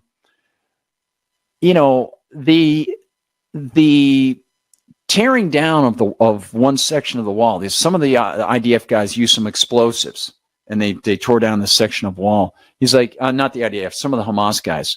And they show themselves pulling down this section of the wall, blowing things up. He's like, look, they're using what they've got there. They've got a few more things they're pulling in. You mean to tell me that the IDF with all those sensors and all those cameras and all that stuff, he goes, they didn't know about that? They didn't hear it? They didn't know? Seriously? Honestly? And he says, you know what you notice when you see these guys going, from building to building, the Hamas guys, you notice that they're no IDF soldiers. Hours and hours after these guys broke through. So it is very strange. So I that's all I can say. I can't really speculate more. It's just strange. I don't know. It's just strange. You know what? In fact, let me take the opportunity now, if you guys don't mind. And thanks for all the great comments. Oh, let me just hop over to Rumble. IDF said a cat can't get through that security. Yes, Opossum King. Thank you so much over in Rumble. This is really fun, and thank you for joining me here in Russia. And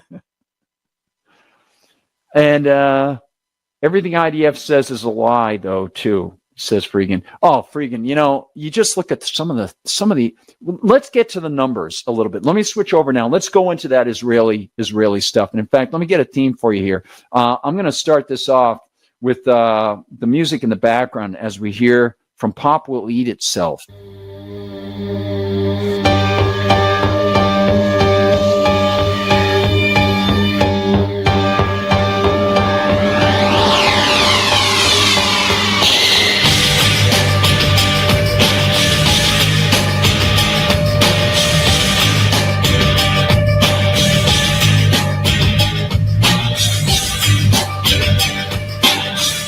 This is, of course, Ich bin ein Ausländer from the British band Pop Will Eat Itself. Listen to the victim abused by a system. The basis is racist. You know that we must face this. It can't happen here. Yeah. Take a look around the cities and the towns. See 'em hunting, creeping, sneaking, breeding. Fear and loathing with the lies they're speaking. I wonder how the members of Pop Will Eat Itself feel about what's going on in Palestine. I haven't looked that up. I wonder. They come to ethnically cleanse me. Will you speak out? Will you defend me? Or laugh through a glass eye as they rape our lives? Trampled underfoot by the rise on the rise. Ich bin ein Ausländer. Ich bin ein Ausländer. Ich bin ein Ausländer. Ich bin ein Ausländer. Yes, great song, great song. This is the entire album that contains Ich bin ein Ausländer and the Fat Man and all sorts of good stuff. Great song, great album. Dos Dedos Mis Amigos, I think is the name of the album. And I've had it for years. A terrific, terrific album. And much of it was produced by Flood, who also did a lot of work with Trent Reznor. So you might be familiar with Flood stuff. And I think he produced a couple things for U2 a little bit, like around the time they put out The Fly, I think, something like that. Maybe around the Achtung Baby sort of era. I'm not sure. But here is the story, Morning Glory, as I go left, right, left. I want to give you a little bit of where I think there's some clarity that is required here. So Brittany Hughes, is the editor at MRC TV on the text side. Eric Shiner, my friend Eric Shiner, is the director of MRC TV. Brittany is great. And she's the one who handles my work. When I send it in, she edits these things. Once I've posted it, she goes in and edits them, gets them ready, and then she makes the decision to put them out. Well, she, of course, over at MRC TV, you even see the little symbol. It says MRC TV stands with Israel. The whole idea of Israel has a right to defend itself, as if a state is a human being, which it is not. And no state has a right to exist. No state has any rights. Zero, period. So it's a complete canard to say that. However, a lot of people don't get into the etymology. A lot of people don't get into the philosophy or the logic or the ethics of the whole system. They're not in a philosophy class, so they use the lingo when the lingo isn't really applicable. So, however, there is something that is extremely important when we're talking about the numbers here, because it gets to the point where I start to feel a little bit uncomfortable, because people are not just saying, hey, there's bad reporting out there. They're using it as a cipher to say, look, their argument is overblown, and they're doing it for political purposes to try to garner your affections and bring you over to their side, the pro-Hamas side in this case. Okay, so here's what Brittany said And I'll show you why this isn't exactly right. She says, UN quietly revises Hamas-provided Gaza death toll numbers by half. All right, so there it is. They quietly revised them by half. She says, you know that horrible genocide, she has that in quotes, whining students are currently semi-hunger striking over. So it's very sarcastic. Wherein thousands upon thousands upon thousands of innocent Palestinian women and children have been mowed down in cold blood by Israeli soldiers with the gall to defend their homeland against terrorists. So you know her position there, right? This is not my position at all. Because that is 100% correct. And the Israeli soldiers are not defending their homeland against terrorists. That's for darn sure. They're engaging in a very well planned out final stage of aggression to get those people out of the Gaza Strip. Yeah. And it is part of a long-term occupation that no one seems to remember. And yes, thousands and thousands and thousands of Palestinian women and children are being mowed down. Hospitals are being shut down, have been shut down. People are starving. Even John McCain's bloodthirsty wife admits that. Yeah, she says, turns out Hamas's death toll estimates may have been just a smidge off. So again, sarcasm and perhaps the feeling of comfort knowing that the audience reading this is sort of on your side. So you might feel a little more comfortable in being sarcastic here. So she says, just weeks after flaunting Hamas-provided death numbers for women and children killed in Gaza since the terror group attacked Israel on October 7th, which wasn't the start of it, of course, the United Nations Office for the Coordination of Humanitarian Affairs, OCHA, has quietly revised its previous report, cutting the number of dead innocents by about half of what they originally reported. The New York Post reports, according to an infographic published by OCHA's daily report on May 6th, the number of women killed in the fighting was said to be 9,500, while the organization, which admits to relying on figures from the Hamas-run Ministry of Health in Gaza, yes, because, of course, they won't allow reporters in, and international experts are not allowed in, except with this one, which is accepted by the UN as verified, claimed that 14,500 children have been killed since the war began on October 7th. 2 days later, in its May 8th report, the UN agency appeared to have cut the number nearly in half, showing instead that some 4,959 women and 7,797 children have been killed so far in the war. Okay, so again, this is a non-issue for me. I mean, that's, how about not killing anybody? But just to show you on the differential side of this, where the real information has come out, and it's sort of lacking here, I want to make sure I give this to you. And it's not lacking, it's lacking a little bit in what Brittany is saying here. So this says, which began after thousands of Hamas-led terrorists infiltrated southern Israel from Gaza, slaughtering more than 1,200 people, mostly civilians, and taking some 240 people hostage. Well, I don't know exactly if it was thousands, New York Post. While nearly thousands of Hamas fighters, thousands. While nearly 13,000 dead bodies is certainly quite the pile, writes Brittany, it's a far cry from the 24,000 women and children casualties reported just 2 days prior, and it calls into question whether the 13,000 figure is any more accurate than the previous estimate. So, she also says here, considering that Hamas is a terrorist group that rapes, murders, and kidnaps women and children themselves, I'd take their crocodile tears with an ocean's worth of salt. Well, of course, the Israeli government has been cited for rapes and attacks on the people it kidnaps and does not charge and holds without due process. That's part of the reason why Hamas attacked Israel. And those charges were brought by the ICC over times prior to October 7th and citations prior to October 7th. So again, like I said, if one is going to make the argument that Israel is responding to a terrorist attack of bad guys going in and kidnapping people over the border and then bringing them into their bad guy place and raping them and doing terrible things to them. Well, that's exactly the argument Hamas could make over and over and over and over again. Or if one wants to argue that, Israel is defending its borders, you mean the borders that Israel pushed into the Gaza Strip, right?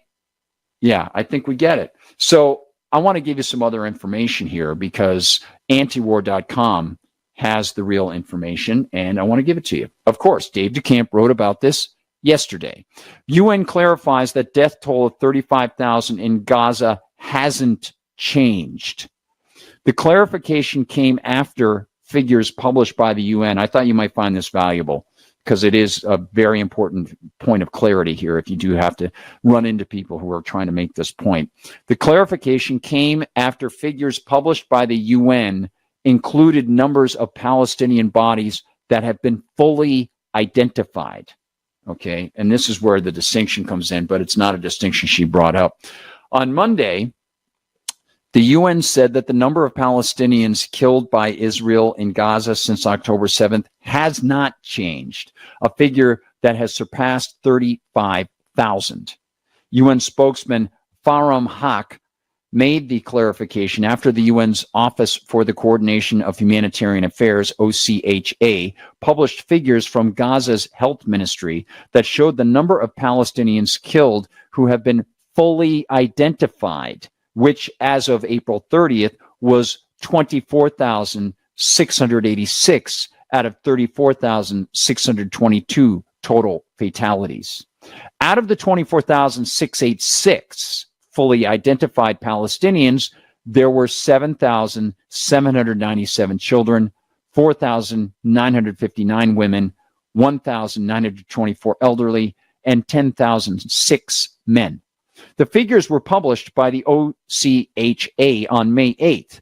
2 days earlier, the OCHA published figures that used estimates from Gaza's media office that said 34,735 Palestinians had been killed, including over 14,500 children and 9,500 women. So, just to lay it out, make it more simpler, and sort of wrap it all up.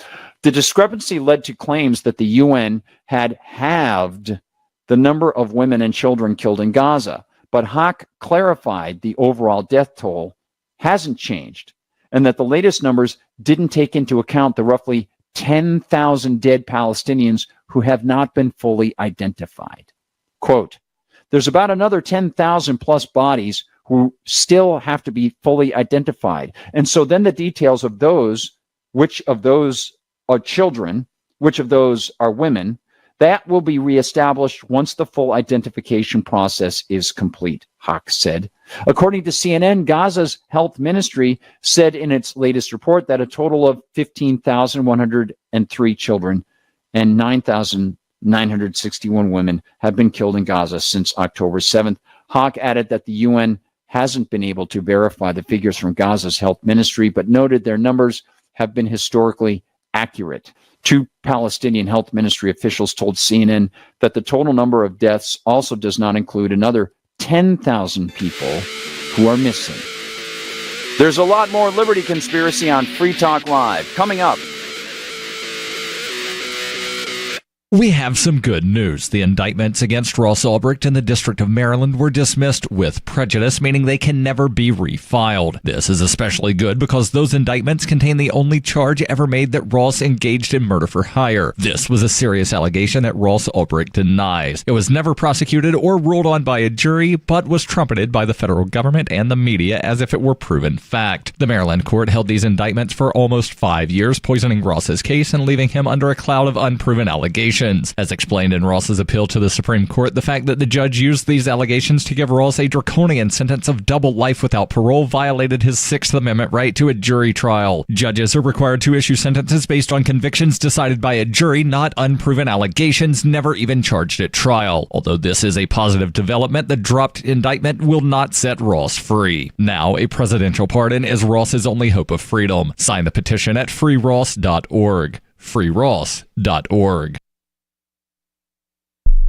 The new 4th edition of Healing Our World, The Compassion of Libertarianism will take your understanding of liberty to a deeper level and has over 1,300 updated references, new cartoons, and a foreword by Dr. Ron Paul. With discounts for multiple book purchases, the 4th edition of Healing Our World is a great gift for the liberals, pragmatists, environmentalists, and Christians in your life who think libertarianism is cold-hearted. Get yours today at healing.freetalklive.com and use promo code FTL for a $5 discount. There are lots of ways to listen to Free Talk Live. Our podcast has been around since podcasts began, and now the FTL feed is loaded with content besides our full show archives. Did you know that we make it easy for you to customize your podcast subscriptions? We have different feeds, one that includes only our full shows, one with just the Daily Digest, and our main feed that includes everything. You decide what you listen to. It's quick and easy to customize your feeds at feeds.freetalklive.com. That's feeds.freetalklive.com. The latest episode of Free Talk Live continues with Hour 3 up next after the news here at listen.freetalklive.com.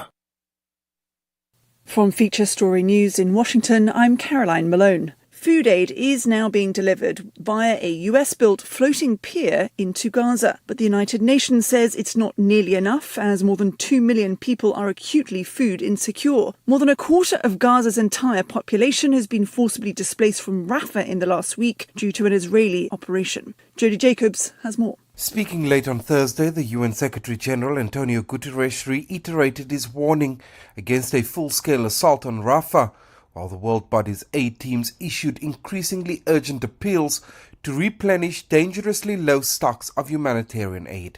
The World Food Programme warns that food and fuel stocks will run out in a matter of days. The world body says there is limited fuel in Gaza to fill up delivery vehicles, and says it believes that land routes are still the most viable, effective and efficient aid delivery method. Jody Jacobs, New York.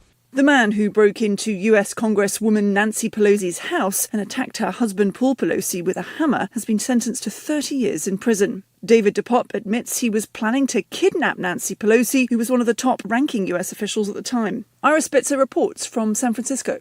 David DePop broke into the Pelosi's San Francisco home 2 years ago and hit Paul Pelosi in the head with a hammer when police arrived, leaving the 82-year-old with a fractured skull. During the trial last year, Paul Pelosi testified that DePop, motivated by online right-wing conspiracy theories, had said his plan was to take out Nancy Pelosi, at that time the Democratic Speaker of the House. Ahead of DePop's sentencing on the federal convictions of attempted kidnapping of a federal officer and assault on an immediate family member of a federal official, Paul Pelosi wrote that he still gets daily headaches and suffers other ill effects from the attack. DePop is also facing separate state charges, including attempted murder. Ira Spitzer, San Francisco. World number one golfer Scottie Scheffler has been released by police after he was arrested for driving through a cordon and charged with assaulting an officer. The US national was held by cops on Friday morning while trying to drive into the entrance of a golf course. Just hours later, he teed off at the Professional Golfers Association Championship in the US state of Kentucky. Benji Hyatt reports. Right now, he's going to jail. He's going to jail, and it ain't nothing you can do about it. The moment police handcuff the planet's top golfer and guide him into the back of a car, seemingly unaware of who they've just detained. He was stopped by law enforcement after he allegedly ignored orders and drove into an area where authorities were investigating a fatal road traffic accident. Eyewitnesses say Scheffler asked bystanders to help him as he was being led away. In a statement on Instagram, the professional golfer claimed it was all, quote, a big misunderstanding and that he never intended to disregard any instructions. From bureaus worldwide, this is FSN. With FSN Spotlight, I'm Simon Marks, looking in more detail today at the visit to Beijing by Russian President Vladimir Putin. He was there on Thursday for a meeting with Chinese President Xi Jinping at the Great Hall of the People in the Chinese capital. The two men signed a joint statement pledging a new era of cooperation between their two countries. At their last meeting back in February, they said there were no limits to what China and Russia could accomplish together. Sir David Omand, former head of Britain's intelligence gathering service GCHQ, is now a visiting professor at King's College London. We shouldn't forget that President Xi is the dominant figure and one needs the other more. So they have quite a lot in common. they've got a dislike of liberal democracy.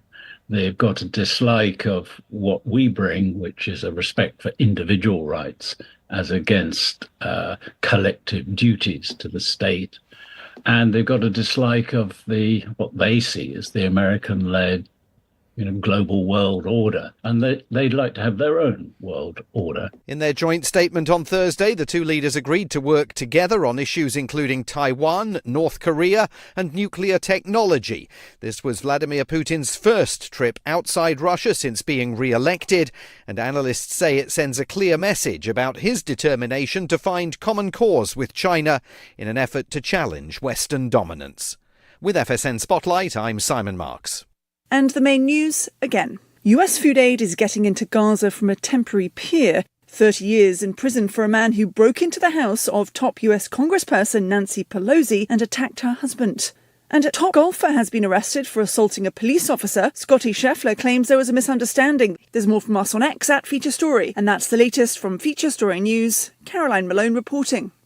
Several weeks after the car accident that resulted in the death of his longtime friend Matthew Abrams, local man Keith Bisbee told Onion reporters today that he isn't sure how much longer he should continue using the photo of his deceased friend as his profile picture on Facebook. People can't really expect me to keep this up forever, right? Bisbee told reporters he felt like he had done more than his part to preserve the young man's memory. Bisbee added, however, that he had no idea when to go about changing his profile picture. I'm pretty sure nobody would judge me if I went ahead and changed the photo right now. Matt wouldn't expect me to still have a picture of him up. I mean, I wouldn't expect that of him. I should just do it. Maybe I can go online later tonight when nobody's on. But his girlfriend gets home late from work. I don't really want to seem disrespectful. Maybe I could do it tomorrow morning, or... At this time, Bisbee has reluctantly changed his profile picture to an image of a gay rights equal sign and is, quote, just waiting to see what happens next. This is the Onion News Network. You can help spread the ideas of liberty with our Patreon for just $5 per month at amps.freetalklive.com.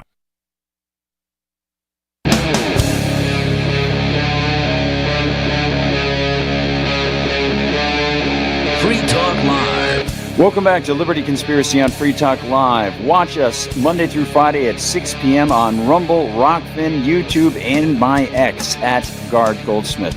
Entering into a segment that sees me get a strange phone call while on the air. You might have seen Glenn Greenwald, and I retweeted this. This is a doctor, Nick Maynard, who recounts his firsthand account of what it's like in Gaza, while, of course, Israeli activists are blocking food. And we'll see some of that footage of some of those Israeli teens and 20-year-old guys throwing away the food. We'll show some of that. This one right now, however, this is Glenn Greenwald introducing what is an audio file, but it has some visuals with it. So here we go. I want to play for you a video that was released today. It's from a British surgeon, Dr. Nick Maynard, and he goes around to war zones, has for many years, using his skills as a surgeon to help people in war zones. He just went to Gaza. He spent several weeks there. He has now come back, and he described in this account what it is that he witnessed there. Listen to what he said. I'm a surgeon. I had two young female patients, Tala, who was 16, Lama, who was 18, both of whom had survivable injuries, both of whom died last week as a direct result of malnutrition. I've just returned from Gaza for my second trip there since October the 7th. I came out of Rafah, one of the last people to leave on Monday. But what I saw over the last 2 weeks, the first thing I'd like to highlight really is the direct targeting of healthcare workers. We know about this. We know that the hundreds that have been killed and also hundreds that have been abducted. Now, just to give you an example of one of the things that he was referring to, there was a top surgeon at Al-Sharif Hospital, which Israel has now destroyed. He was an orthopedic surgeon, the chief of orthopedics in the Palestinian hospital system in Gaza. And back in December, he was abducted, detained by the Israeli military. And the Israeli military claimed that this top doctor was somehow participating in helping the terrorists, which is the excuse Israel uses for everything it does, just like the U.S. government after 9/11 used that excuse for everything it did. Oh, the people we're torturing are terrorists. The people we're imprisoning with no due process, terrorists. We're dropping bombs and killing people, all terrorists. It's the all-purpose term to justify anything. You just yell terrorist, and a lot of people say, oh, okay, then keep doing it. And a lot of people, his family and colleagues in international human rights monitors, when he was in detention under the IDF, he was transferred to a prison institution that was run by the IDF. And they said that based on conversations with him, based on visits of him, that he was clearly being tortured, maltreated. He was 50 years old, perfectly healthy at the time he was detained by the IDF. Last month, in April, he died inside an Israeli prison run by the IDF, while his colleagues and family members were saying that he was being tortured. And it was reported and divulged only earlier this month in May. And Haaretz has been investigating his death and says that the IDF refuses to answer any questions to account for how it is that he died in IDF custody. And so now you have this Dr. Maynard who is saying that healthcare workers are being targeted by the IDF, being killed by them, being detained, being tortured, because obviously the healthcare system has been deliberately and utterly dismantled. There's barely any working hospitals inside Gaza as they continue to bomb. I met two young healthcare workers who I knew and spent a considerable time with them last week. One young doctor, one young nurse, both of whom had been abducted. One of them kept in captivity for 45 days, the other one for 60 days, giving me very graphic and stark descriptions of their daily torture at the hands of the Israeli Defense Force. And of course, we know there are many, many other examples like this, but hearing it from those individuals themselves was extremely harrowing. And I think there will be many other stories like that. Over Christmas and New Year, I spent the whole 2 weeks operating all the time on major explosive injuries to the abdomen and to the chest. And it was really non-stop. But the very strong narrative of the patients I was treating over the last 2 weeks were those with terrible infective complications as a direct result of malnutrition. And this was very stark indeed. And So you can choose to believe or not that there's famine all over Gaza.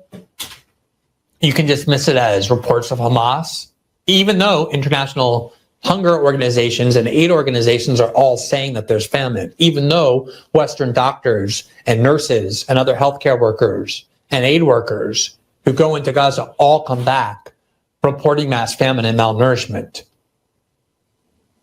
I mean, you can willfully decide you don't believe it because you don't want to believe it, or you can look at the mountain of evidence proving that this famine is real. Well stated. Glenn Greenwald, boy, great work, great work. So with that said, I want to do a couple other things here. Just want to show you what many of you probably have seen this. So, pardon me. Again, I don't want to be too assumptive or anything like that.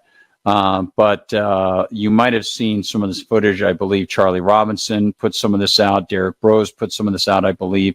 And then I'm going to go to a little bit of the United States hegemony with a quick clip from Jimmy Dore that I want to show you. But this is just indicative of the kinds of people that the United States government has been backing and the unbelievable aggression of so many of these people. So let me just... and I also want to mention how the Israeli American Political Action Committee has been going after Thomas Massie. But for that, we might turn to the Ron Paul Liberty Report and give you some of that information. But let me just give you some of this if you haven't gotten to see this. Let's see if I can find this here. And there's also footage from inside the White House as they continue to try to massage things. Here it is. So, going to go large size, going underground.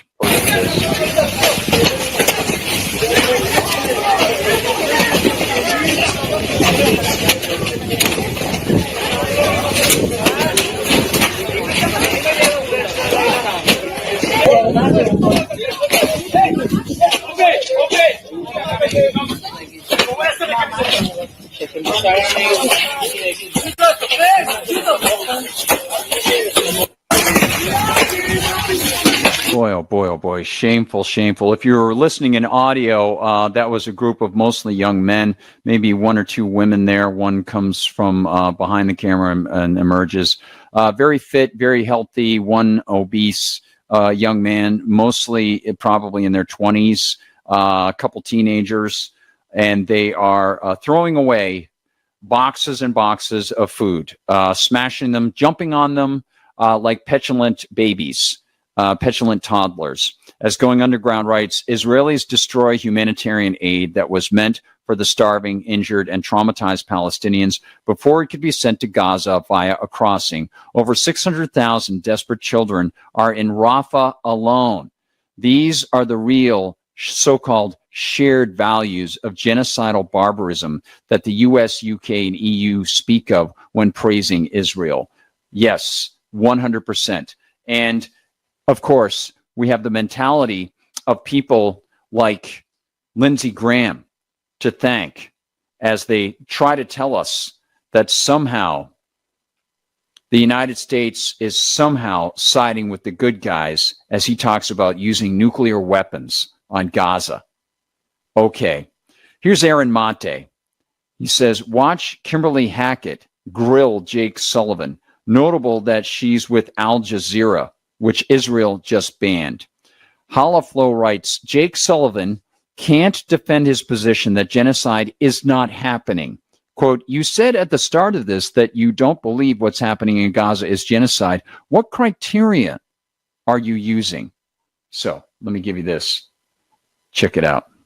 You don't believe what's happening in Gaza is genocide. What criterion are you using? We're using the internationally accepted term for genocide, which includes a focus on intent. And it's not just me standing here at this podium. In the context of this International Court of Justice case at The Hague, the United States actually made a presentation backed up by legal analysis, which I would invite you to read because it lays out all of those criteria. Francesca Albanese, the Special UN Rapporteur on Human Rights in Palestine, presented one in March. She presented it in Geneva. The three criteria she used, citing international law, 3 acts: Israel's intent to destroy a national, ethnic, racial, or religious group, serious bodily or mental harm to a group, inflicting on a group conditions of life calculated to bring physical destruction in whole or in part within imposing measures intended to prevent birth within a group, process of erasure of the native Palestinians. So those 3 things are happening. How can you say genocide's not being committed? As I just told you, I think the best way for me to answer that question is actually to ask you to look at the laydown that we gave, which... Are you saying this isn't happening? I'm sorry. I thought you asked me how I can say it. I'm saying I'd like you to look at the United States' Asking, are you saying this isn't happening? Do you mind if I finish answering your question before you interrupt? Are you saying that she's a liar? The United States has laid down at the International Court of Justice in writing, in detail, its position on this issue, and I'd ask you to read it. Thank you. Are you saying that it doesn't line up for them with what she's... In other words, he won't answer a direct question. Of course he will not answer a direct question. Of course he will not answer that.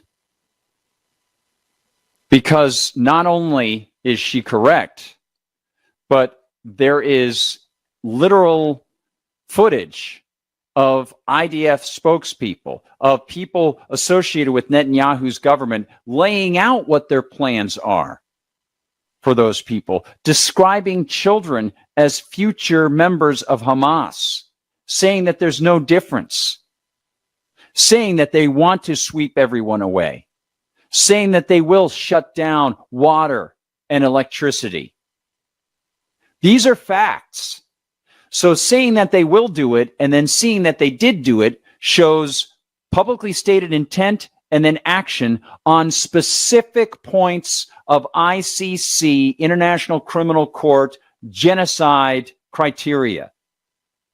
And he won't address those facts that she asks him to address. Are you saying, Mr. Sullivan, that these claims are untrue? Because he can't say that because they're on record. The Israelis are taking their own videos of what they're doing. They're openly stating these things. It's like trying to claim that from the river to the sea was just a Palestinian statement when it was taken up ironically by the Palestinians after people like Netanyahu coined it to say they're going to sweep everybody away as Israel expands. It's just amazing how blind people can be, willfully blind, and then, of course, insufferably disingenuous, like that man, Jake Sullivan, at the White House, not answering a direct question. Can you imagine if you were in a private engagement with somebody over a product and you wanted to get an answer over something and they wouldn't answer you? What would you do? You'd voluntarily withhold your money and not do business with that person, right? They would suffer. They wouldn't be able to pick your pocket. But Jake Sullivan can do it. That's his entire salary. He can insufferably and effusively, however he wants to do it, if he wants to be snide or wants to play up emotions, however he wants to do it, it doesn't matter because he's got the power. And it's all based on this canard that the United States government is somehow legitimate. They can do anything they want. Even when it breaches the Constitution, it's somehow magically legitimate. Like Lindsey Graham can say, let's drop a nuclear weapon on Gaza. That's a good place to go, actually. Let's talk about how Gaza's been pulverized, shall we? Let's discuss what's been going on there. Here we go. The U.S.-backed Israeli committed genocide in Gaza. Check it out. If he can, let me see what he will say. What's about killing of civilians? What's about also committing a genocide in Gaza? Our babies, our women, our elders attacked and killed by the American weapons. That's the case. This is the reality. They don't want to see that. And at the same time, they say we are leading country when it comes to human rights and rule of law. What this rule of law means, I think we are living in a rule of jungle. That's the case. Apparently, Israeli forces have been using Palestinian children as human shields. That's according to the rights group Defense for Children International. The claims are coming after a number of youngsters gave testimony about a recent IDF raid in the West Bank. After the soldiers searched the apartments in the building that I was entering before them, I asked them while crying where they were taking me.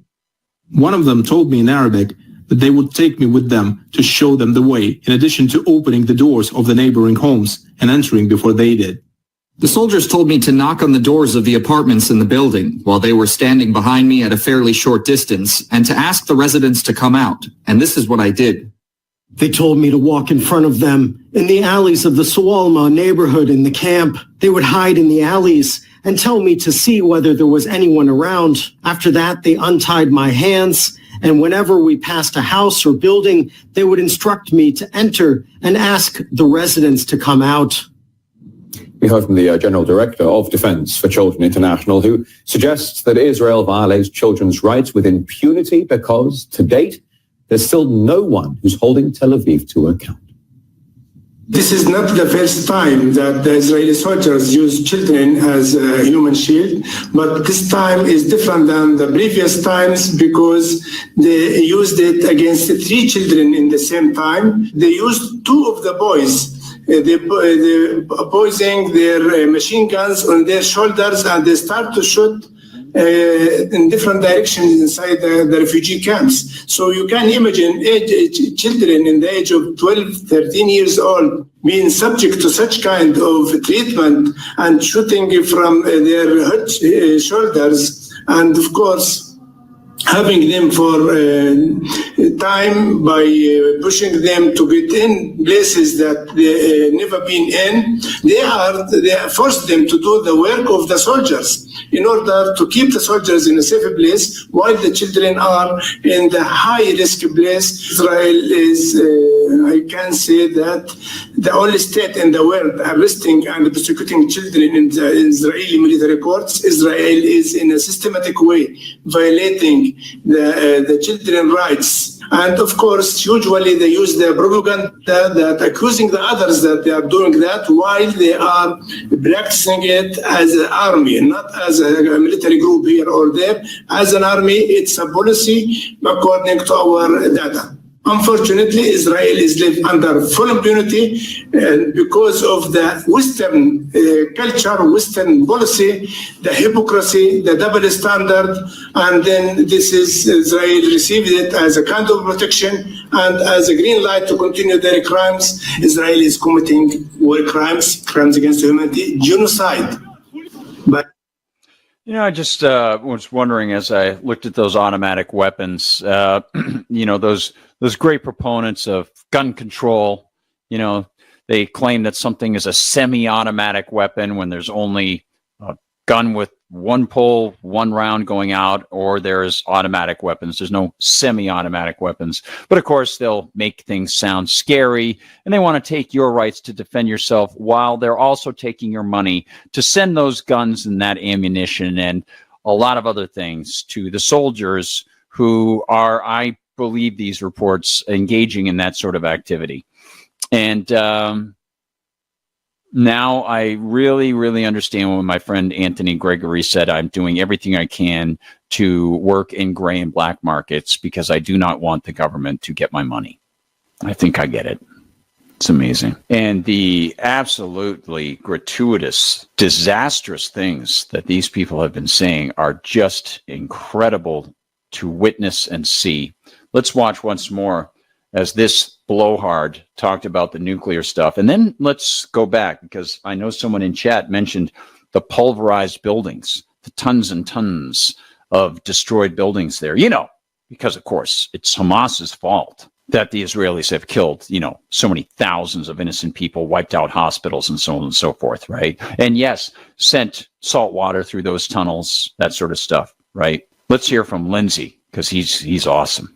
Historians would say, why is it okay for Reagan to do it and not President Biden? But let me ask you about why is it okay? Well, can I say this? Why is it okay for America to drop 2 nuclear bombs on Hiroshima and Nagasaki to end their existential threat war? Why was it okay for us to do that? I thought it was okay. To Israel, do whatever you have to do to survive as a Jewish state. Senator, again, military. Okay, I don't think I want to hear any more about this guy for a long time.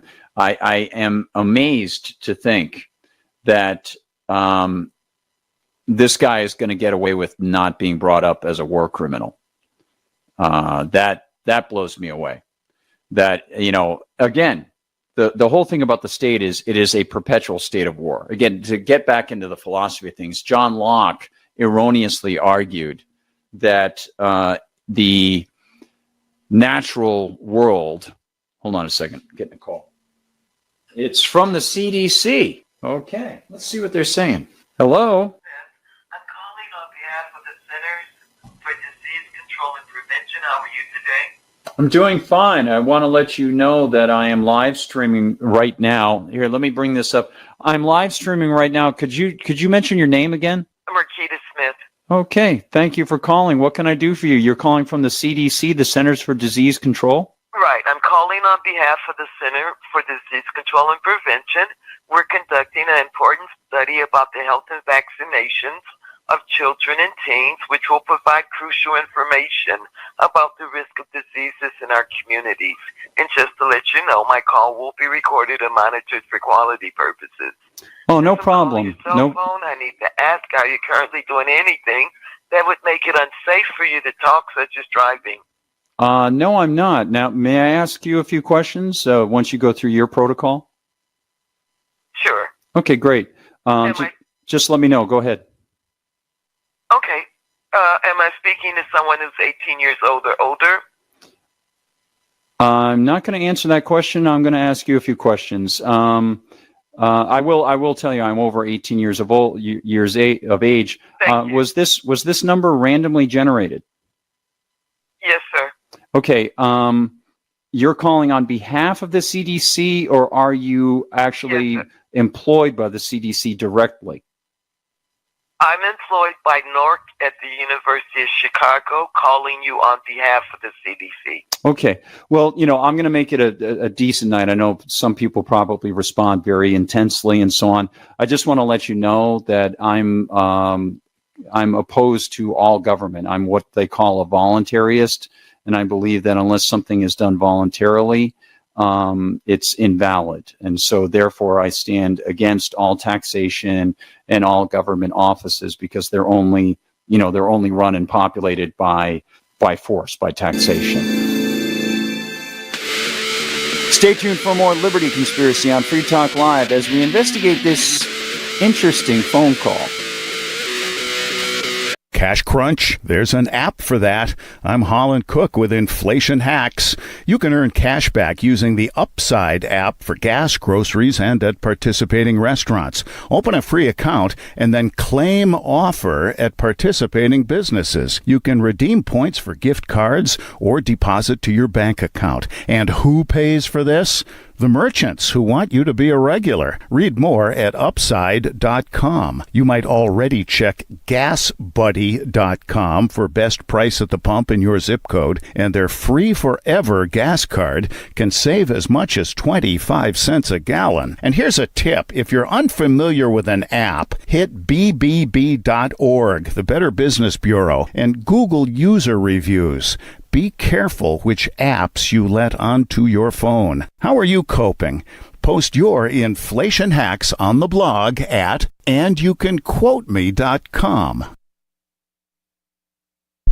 From Feature Story News in Washington, I'm Caroline Malone. Food aid is now being delivered via a US-built floating pier into Gaza. But the United Nations says it's not nearly enough, as more than 2 million people are acutely food insecure. More than a quarter of Gaza's entire population has been forcibly displaced from Rafah in the last week due to an Israeli operation. Jody Jacobs has more. Speaking late on Thursday, the UN Secretary-General Antonio Guterres reiterated his warning against a full-scale assault on Rafah, while the world body's aid teams issued increasingly urgent appeals to replenish dangerously low stocks of humanitarian aid. The World Food Programme warns that food and fuel stocks will run out in a matter of days.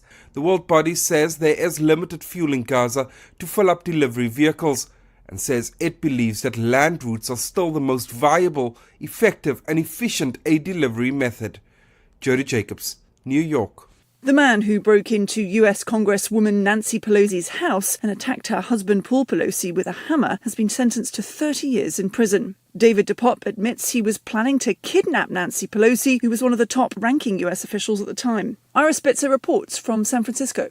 David DePop broke into the Pelosi's San Francisco home 2 years ago and hit Paul Pelosi in the head with a hammer when police arrived, leaving the 82-year-old with a fractured skull. During the trial last year, Paul Pelosi testified that DePop, motivated by online right-wing conspiracy theories, had said his plan was to take out Nancy Pelosi, at that time the Democratic Speaker of the House. Ahead of DePop's sentencing on the federal convictions of attempted kidnapping of a federal officer and assault on an immediate family member of a federal official, Paul Pelosi wrote that he still gets daily headaches and suffers other ill effects from the attack. DePop is also facing separate state charges, including attempted murder. World number one golfer Scottie Scheffler has been released by police after he was arrested for driving through a cordon and charged with assaulting an officer. The US national was held by cops on Friday morning while trying to drive into the entrance of a golf course. Just hours later, he teed off at the Professional Golfers Association Championship in the US state of Kentucky. Benji Hyatt reports. Right now, he's going to jail. He's going to jail, and it ain't nothing you can do about it. The moment police handcuff the planet's top golfer and guide him into the back of a car, seemingly unaware of who they've just detained. He was stopped by law enforcement after he allegedly ignored orders and drove into an area where authorities were investigating a fatal road traffic accident.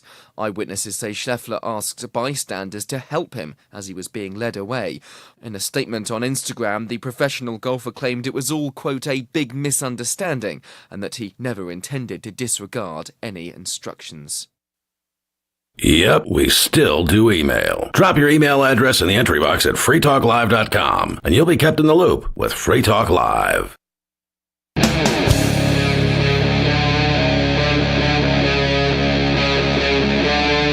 Free Talk Live. We're back with more Liberty Conspiracy on Free Talk Live and more of that interesting phone conversation I got to have the other day. Well, I'm going to make it a decent night. I know some people probably respond very intensely and so on. I just want to let you know that I'm opposed to all government. I'm what they call a voluntarist, and I believe that unless something is done voluntarily, it's invalid. And so therefore I stand against all taxation and all government offices, because they're only run and populated by force, by taxation. So ethically, I don't support any form of government. I would prefer to have a decentralized thing if I could get back to the Constitution. So I just want to let you know, obviously I'm probably not going to participate in your questions and your surveys, but I do want to mention to you that if you do look into the Constitution, which I hope you'll endeavor to do, obviously I'm not attacking or anything like that, but I hope you'll read the U.S. Constitution, which is supposedly the set of rules for the U.S. government, and see that there is nothing in the Constitution that allows for a Center for Disease Control. You look at what is enumerated in the U.S. Constitution, it's not allowed. And just to let you know, I believe that I don't have the right to take my neighbor's money for what I think is right. And so therefore, even if I thought that I had some organization that could stop disease and so on and so forth and protect people, I still wouldn't have the moral prerogative to say to my neighbor, hey, you better hand over money for what I think is right. You know what I mean? So that's, that's my, so if you're interested, if you ever want to look up like libertarianism, anything like that, give it a shot, give it a look and just see. But, remember, I don't have the right to tell you how to live your life. And so therefore, the existence of the CDC and all the contracts that it does with you or anybody like that, they're all done through force and forcing people to pay for them for what some people think is the right outcome. And I just can't make that step as a peaceful person. You know what I mean? Okay. Right. I understand exactly what you're saying. I was just going to ask if you had any kids under 18, but I understand exactly what you're saying. Hey, thanks a lot. How are things over in Thank you. I was just going to ask, how are things over in Chicago right now? How's the weather? A little chilly. It's a little chilly out. Well, I got to go to Lollapalooza back in 2011, and it was wonderful down there in the park near the lake. And we had Grant Park. Yeah, it was gorgeous. Really, really nice. So anyway, I wish you the best, and I appreciate it. And, just again, if you can remember looking at the Constitution, just note that the CDC is not constitutional if you look into the history of it. And there's been a lot of sketchy stuff the CDC has done, especially with the COVID stuff. They covered up a lot of terrible things. Okay. So. Okay. Sir, thank you for your time. Enjoy your evening. Yeah, you bet. Take care. Okay. Bye-bye. Bye-bye. Okay, so that was interesting. I don't know. Sometimes when you're doing a live show like this, you're wondering, did something go wrong on the tech? Maybe Jason's trying to reach me, or Eric Shiner's trying to call or something about something for MRC TV. So that was an interesting surprise. And, thankfully I wasn't, hopefully I handled that okay. Let me know inside chat if I was nice to that woman. I don't want to be, I want to try to bring people to my side, not attack them. And, so here we go. Birdhouse Blue says, Chicago telemarketer, I feel so bad for her. She is being polite and yet personal. Yeah. So, yeah, and hey, I worked at a polling place when I was in college. As I mentioned, a couple days a week, they were working for the Dukakis campaign. It was ridiculous. And then the other 3 days a week or 2 days a week, they were working for the Boston Globe, which essentially was the same thing. They were just, and it was push polls. They would put information in it that wasn't exactly right. How do you feel about George H.W. Bush doing this or that? I was like, look, I'm no fan of George H.W. Bush, but that's wrong. You can't put that in the poll. You're misleading people with the poll. And they get all upset with me and stuff. It was pretty funny. But anyway, okay. So I want to get out of the Lindsey Graham thing, but I do want to make sure that I do cover, again, this information about the expense of, just this carnage and so on. And I'm going to try to go back into the chat. I don't know who it was who mentioned it inside chat, but it's very valuable to keep this in mind, just to remind people that this strategic and surgical strikes, they are pulverizing everything there. So here's more.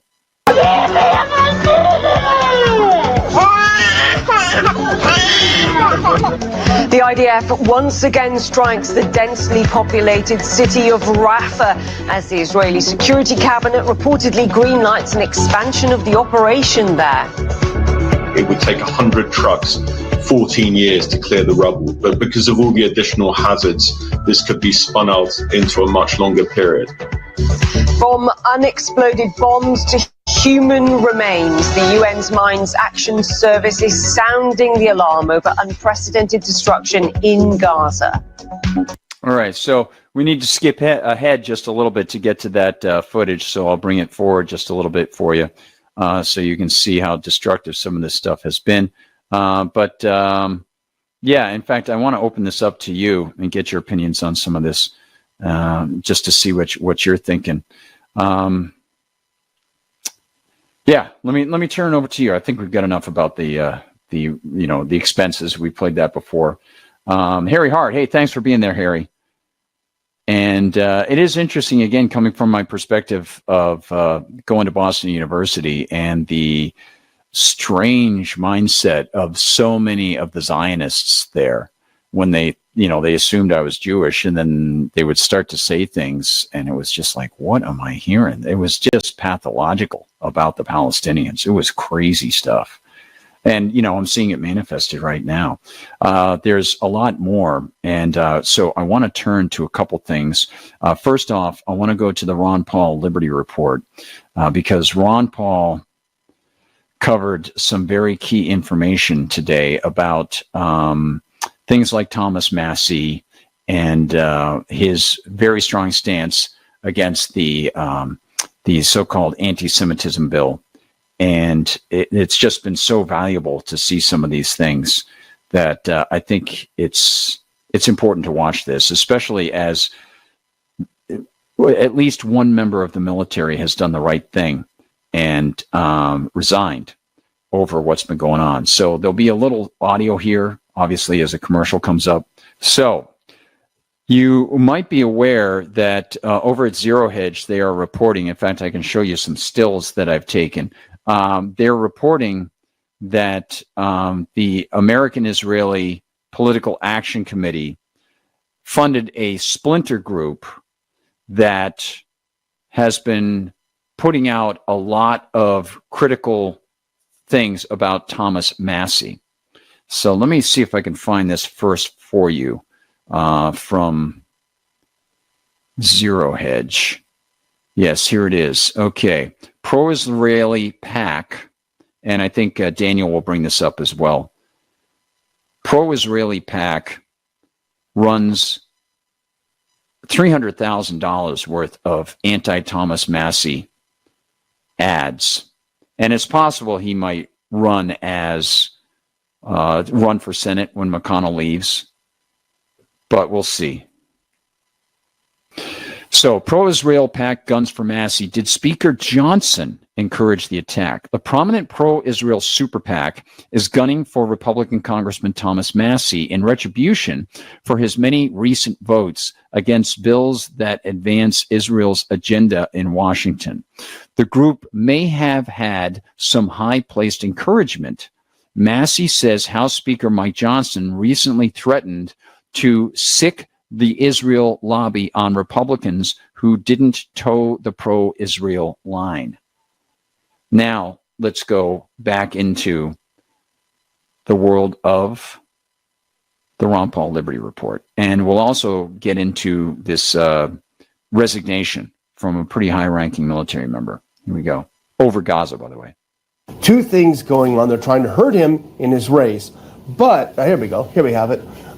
But is Speaker Johnson actively working against a Republican member of Congress? When you have a razor-thin majority of one and you start attacking your own party, it could be a big problem. Now let's look at the next one. This is what it's all about. This is a front group called United Democracy Project. Who could be opposed to that? Well, it's actually AIPAC in disguise.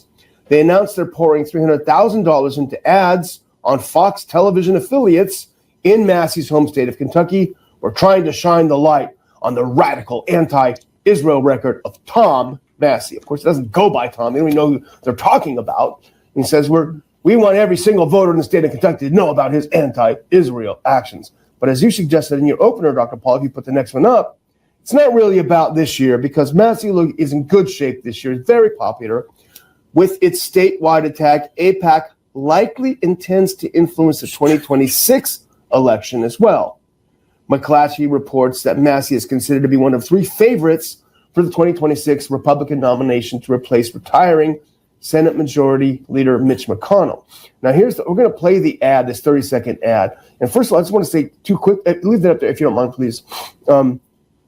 Two things about it, Dr. Paul. First of all, and this is it's written up in Zero Hedge article. It says, Israel, the Holy Land, under attack by Iran, Hamas, Hezbollah, and Congressman Tom Massey. And so putting it like this is so outrageous. It's such an absurd attack that actually, when you look at the post on Twitter where they talk about it, what they call a ratio, it's the ratio between how many likes you have and how many comments. It's getting absolutely ratioed. 700 comments, all of them critical, versus just 100 likes on it. But let's watch the ad for yourself. And anyone who knows anything about Thomas Massey, look at this ad and tell us if you think this is anything remotely resembling Thomas Massey's positions. Israel, the Holy Land, under attack by Iran, Hamas, Hezbollah, and Congressman Tom Massey. Republicans are trying to help Israel, but one Republican is standing in the way. It's Kentucky's Tom Massey. 15 times in April, Massey was the only Republican voting with anti-Israel radicals. He was the only Republican voting to favor the Constitution. These votes, helpful for Iran, harmful to Israel. Everyone who cares about the Holy Land needs to know Tom Massey is hostile to Israel. United Democracy. Everyone who cares about the Holy Land, make sure you force your neighbor to care about the Holy Land too, huh? Because it's all going to be groupthink. You can't sign your own check to go kill Palestinian kids. You got to make your neighbor do it. That's awesome. Democracy Project is responsible for the content of this advertising. The real irony is, if people were honest and they want to pick out probably the best defender of the Constitution, would be Thomas Massey. Others very close, but for the most part, he is the champion of the Constitution. And just think of the energy and the hate and the involvement and the politicizing of all this is going into this for the sole purpose of destroying, the most student of the Constitution and the most consistent principled voter there. And I should modify the most because there are others. But the whole thing it's such an irony of the energy they spend on this. And then to turn it into a hate speech and a hate ad. But you know what? I think it's sort of, there's a limit to how much garbage you have to listen to. And right now, I think that's what Trump is sort of proving. How much garbage can you throw at me before the people say, what are you people doing? Yeah. So I think when they look at an ad like that, I think that would get him more sympathy. And of course, since they know they can't beat him in the current election, what they want to do is send a big message to more people down the road, and why that type of voting and support can't be allowed. You can't hide behind the Constitution, common sense, and peace. And you can't reject especially our early history about non-interventionism. And for the many thousands of people, if not millions, who are now joining in this effort to promote peace and prosperity as a basic principle of what government should be all about. But still, they'll spend all this energy and it's trying to get rid of the best.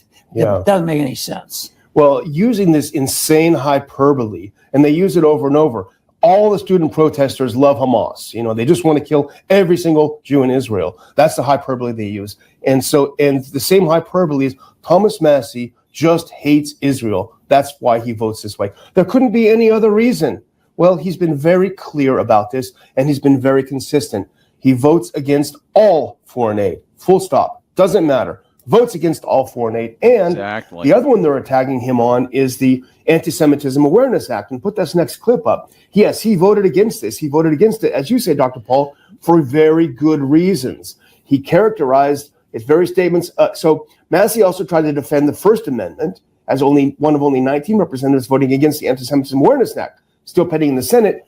It characterizes various statements about Israel as being anti-Semitic, subjecting colleges and universities to civil rights enforcement action if someone says the wrong thing. And here's what Massey says: policing speech, religion, and assembly is not the role of the federal government. In fact, it's expressly prohibited by the U.S. Constitution. That's why he voted against it. It was violating the Congress shall make no law, which is very clear. So to tar him as being a bigot because he stands by the Constitution, really, I think they've taken a bridge too far. And then the emphasis should be on what is he doing for the American people, the American taxpayer, for the principle of law.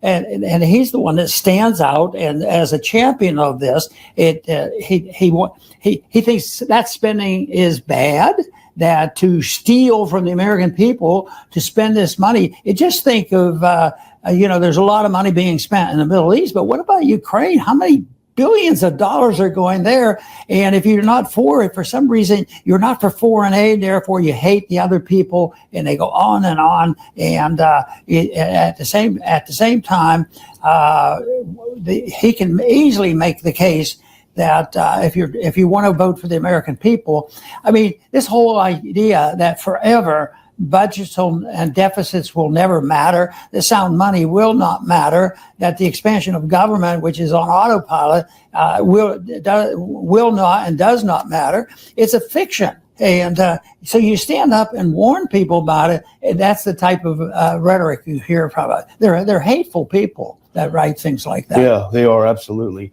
Well, here's the other part of it, though. This is interesting, too, if you put this up. So it's bad enough that they're attacking him on very spurious, very false charges. He does not hate Israel, does not hate Jewish people at all. But here's the other part, though, that is really intriguing. Massey told the Courier-Journal there's reason to think Speaker Johnson may have encouraged AIPAC to give Massey's primary challenger some indirect help. And here's a quote. This week in our GOP conference meeting, as members groused about blowback from the latest anti-Semitism resolution, Speaker Johnson pledged to call his contacts at Jewish Israel groups if dissident GOP representatives mustered opposition. This and the timing of the ad announcement does raise questions of whether the ads were suggested or sanctioned by Speaker Johnson. And so here, if you can kind of simplify that language, they're having their GOP meeting, and a bunch of members are saying, I'll just bring this up, everybody. Let me give a couple more seconds here for Daniel to finish that expression there. I am getting a lot of pushback. I voted for this anti-Semitism bill. You told me it was going to be very popular, and I'm getting a ton of pushback in my district. And Johnson's response was, well, if you keep complaining about it, I'm going to be calling AIPAC and have ads taken out against you. And that's what it sounds like from what Massey's saying. Yeah. Great. Amazing. Now, I just want to bring up something real quick here. Whether or not this is confirmed that he has done this, the report indicates to me something that seems to comport with what we've seen from a lot of the way Washington works, and in particular Speaker Johnson and his very, very deceptive way of treating people. And I think it is quite interesting to think, and Daniel kind of brings this up. Remember when they talked about the Russian influence, right? Well, when you've got the Israeli-American Political Action Committee getting lots of money from Israeli interests, is this not something that the Democrats will then bring up for Speaker Johnson to say, hey, you're working for... Oh, no, of course they won't, because they're getting money from the Israeli interests as well, right? So you'll hear them put out this fake Russian influence canard, but they're not talking about the Israeli influence on Congress, which is manifest. It's very clear.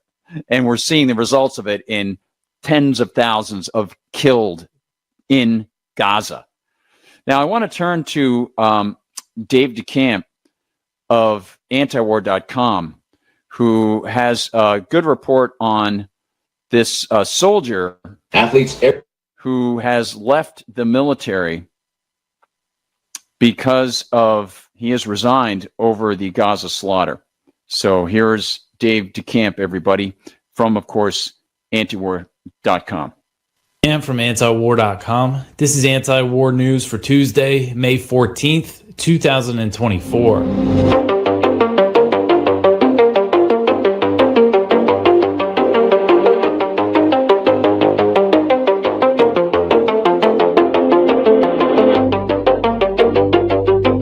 All right, the first story at the top of antiwar.com today. U.S. Army officer resigns over Gaza slaughter. So an Army officer working at the Pentagon's Defense Intelligence Agency, the DIA, has resigned in protest of the U.S.'s unqualified support for the Israeli slaughter of Palestinians in Gaza. Major Harrison Mann posted his resignation letter on LinkedIn and said that it was initially distributed within the DIA on April 16th. In the letter, he said that the DIA does not only inform policy, but facilitates and at times directly executes policy. And he said this in reference to U.S. support for Israel. He said in the letter, quote, "The policy that has never been far from my mind for the past 6 months is the nearly unqualified support for the government of Israel, which has enabled and empowered the killing and starvation of tens of thousands of innocent Palestinians. As we were recently reminded, this unconditional support also encourages reckless escalation that risks wider war," end quote. And he sent this letter right after Iran's response to Israel bombing the Iranian consulate in Damascus. So he said that his work at the DIA had unquestionably contributed to the support for Israel, and that the horrific and heartbreaking images coming from Gaza caused him great shame. So Mann submitted his resignation to the Army on November 1st, but it's not clear exactly when he's actually going to get out of the Army. Mann said in the letter that he tried to continue working his job and hoped that at some point the slaughter would come to an end, or that President Biden would alter his policy of unconditional support. So he said, quote, "However, at some point, whatever the justification, you're either advancing a policy that enables the mass starvation of children, or you're not," end quote. So it's interesting that he pointed to his Jewish heritage as one of his reasons for resigning and speaking out. He said, quote, "And I want to clarify that as a descendant of European Jews, I was raised in a particularly unforgiving moral environment when it came to the topic of bearing responsibility for ethnic cleansing, where the paramount importance of never again and the inadequacy of just following orders were oft repeated," end quote. So I thought that was interesting, the way he said that, referring to, these slogans that we hear, never again, which we've heard Netanyahu and other Israeli officials invoke to justify what they're doing in Gaza. But he also brought up, this idea, the Nazi, SS guards they were just following orders. It's just an interesting, comparison that he makes there. He continued, quote, "I am haunted by the knowledge that I have failed those principles, but I also have hope that my grandfather would afford me some grace, that he would still be proud of me for stepping away from this war." Thanks for listening to Liberty Conspiracy on Free Talk Live. Remember, join us every Monday through Friday at 6 p.m. on Rockfin, Rumble, my X/Twitter at Gard Goldsmith, and now on YouTube. And you can also head over to my Substack, the Gardner Goldsmith Substack, and you'll find the Sunday News Assembly there every Sunday with lots of big stories about individual liberty. Thanks, everyone. Some of you have wanted to support Free Talk Live's mission on a monthly basis, but don't want to support Patreon. Now we have an alternative that also helps our premier streaming platform, Odyssey. Visit video.freetalklive.com and click join at the top of the channel. You can subscribe for $5 per month, and unlike other subscription services, Odyssey adds their processing fee on top, so it'll cost a little over $5 per month, but Free Talk Live will receive the entire amount you pledged. Higher donation tiers are available if you're feeling so inspired. You'll get a special membership badge that's visible in the Odyssey chat room, and if we get enough supporters, we may enable